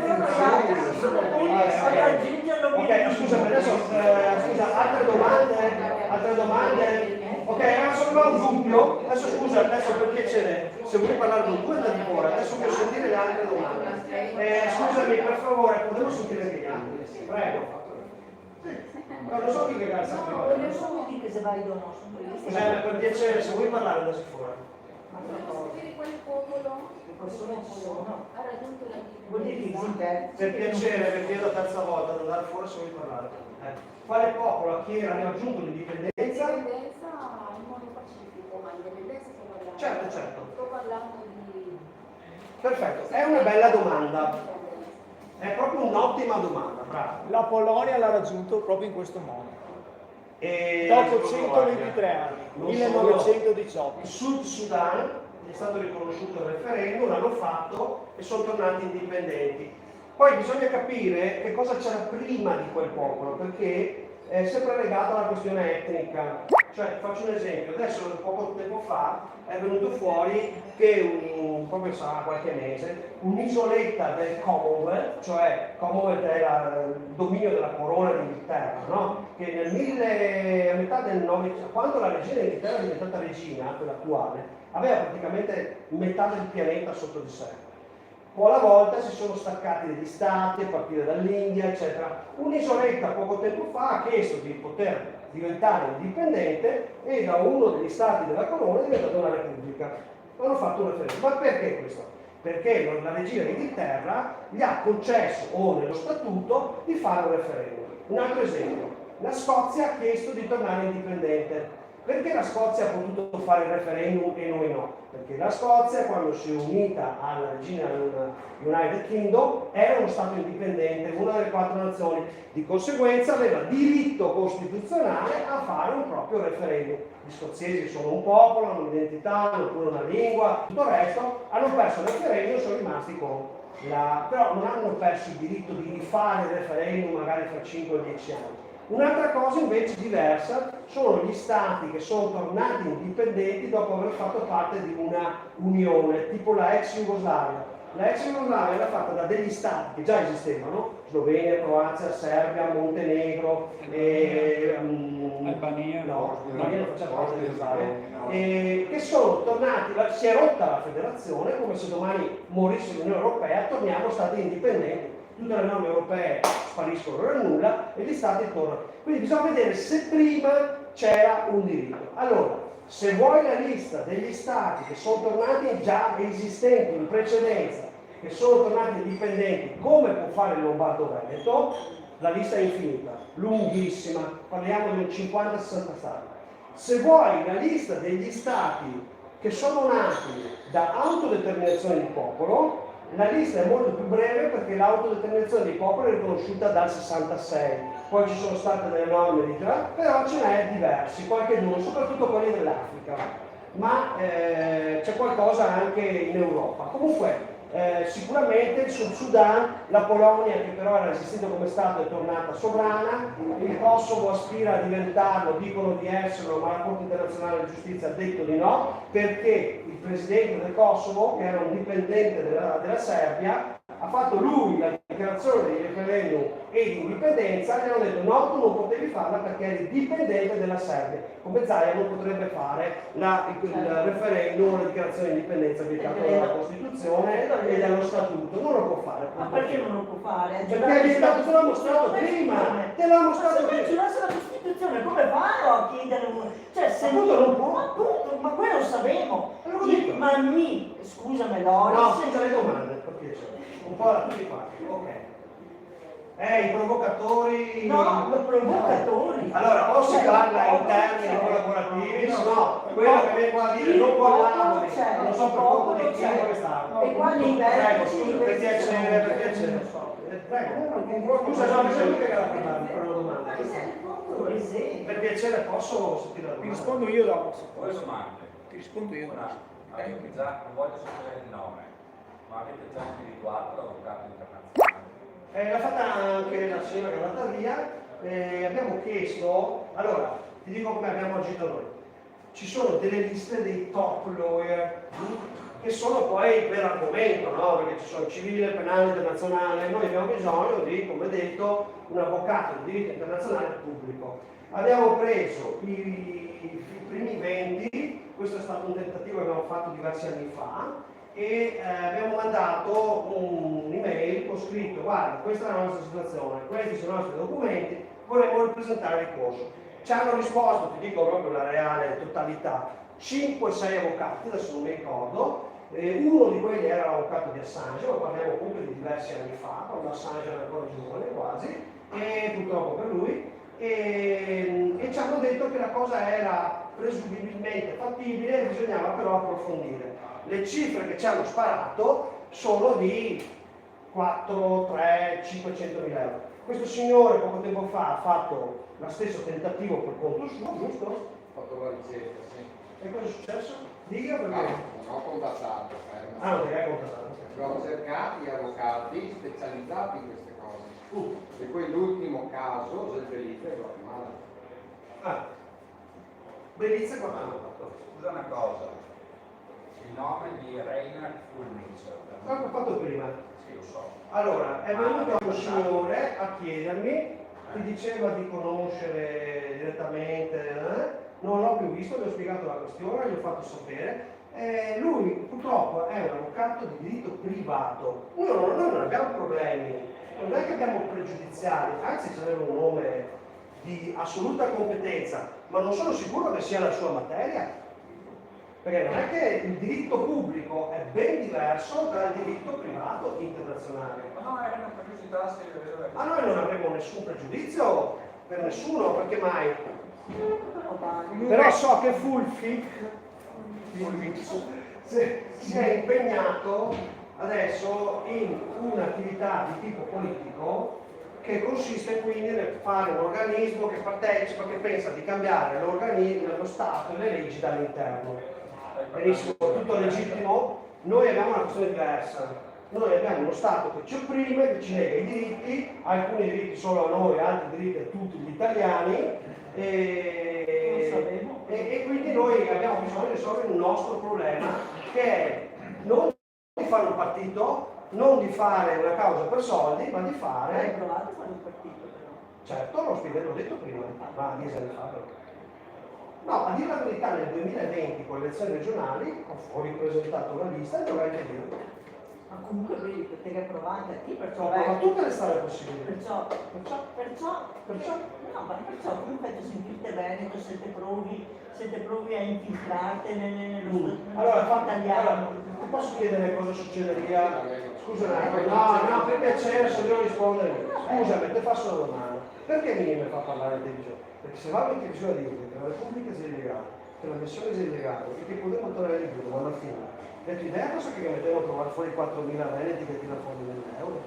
Ma 4.000 veneti, Non che sì, 4 milioni di veneti. Porca, cosa c'entra? Non te che capire il percorso. Noi vogliamo presentare la causa internazionale, non mi serve 4 milioni di veneti, non mi serve la maggioranza. Noi siamo padroni anche se ne siamo in due. Dire che Iese, perché Iese non voleva montare sul carro dentro. Non è vero. Cosa hai caricato per fare la riunione? Ma che si vertice il problema, non siamo noi altri, o voi, Morena. Allora, adesso, che ho espresso più volte la tua opinione, scusa, perché ho espresso più volte l'opinione del signore che ha capito che c'è un problema fra i movimenti vertici, giusto? Benissimo. Che non sono buoni coordinati, giusto?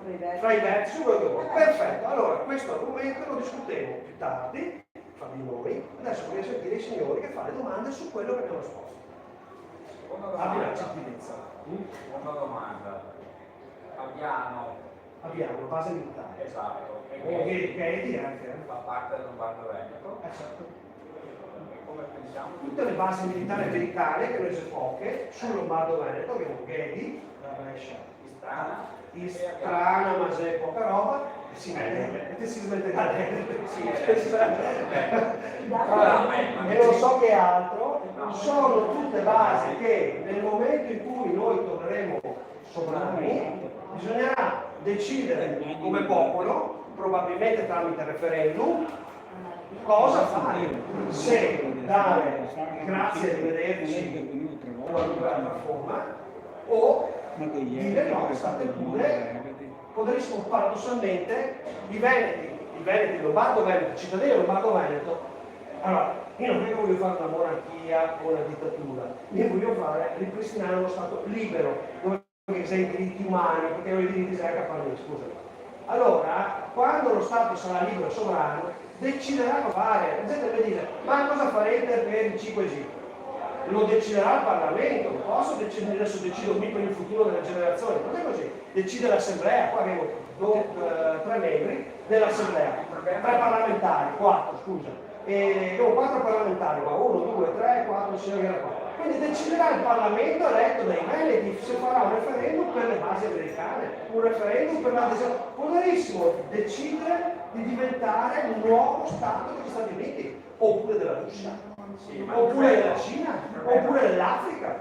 Il problema sta proprio in questo, che in queste basi NATO, devo verificare, pare che l'Italia abbia rinunciato alla sua sovranità. E noi altri abbiamo rinunciato? No, ma il Lombardo Veneto non ha aderito all'Unione Europea, alla NATO, qualcos'altro. Scusami, se parlo in italiano è. Dite voi. Scusami, ma io non penso che gli americani rinunciano a quelle basi NATO. Cosa vuol dire? Ma sai che neanche Cosa gli vuol dire? italiani rinuncerà volentieri. Siete sì illegale. Aspetta un attimo.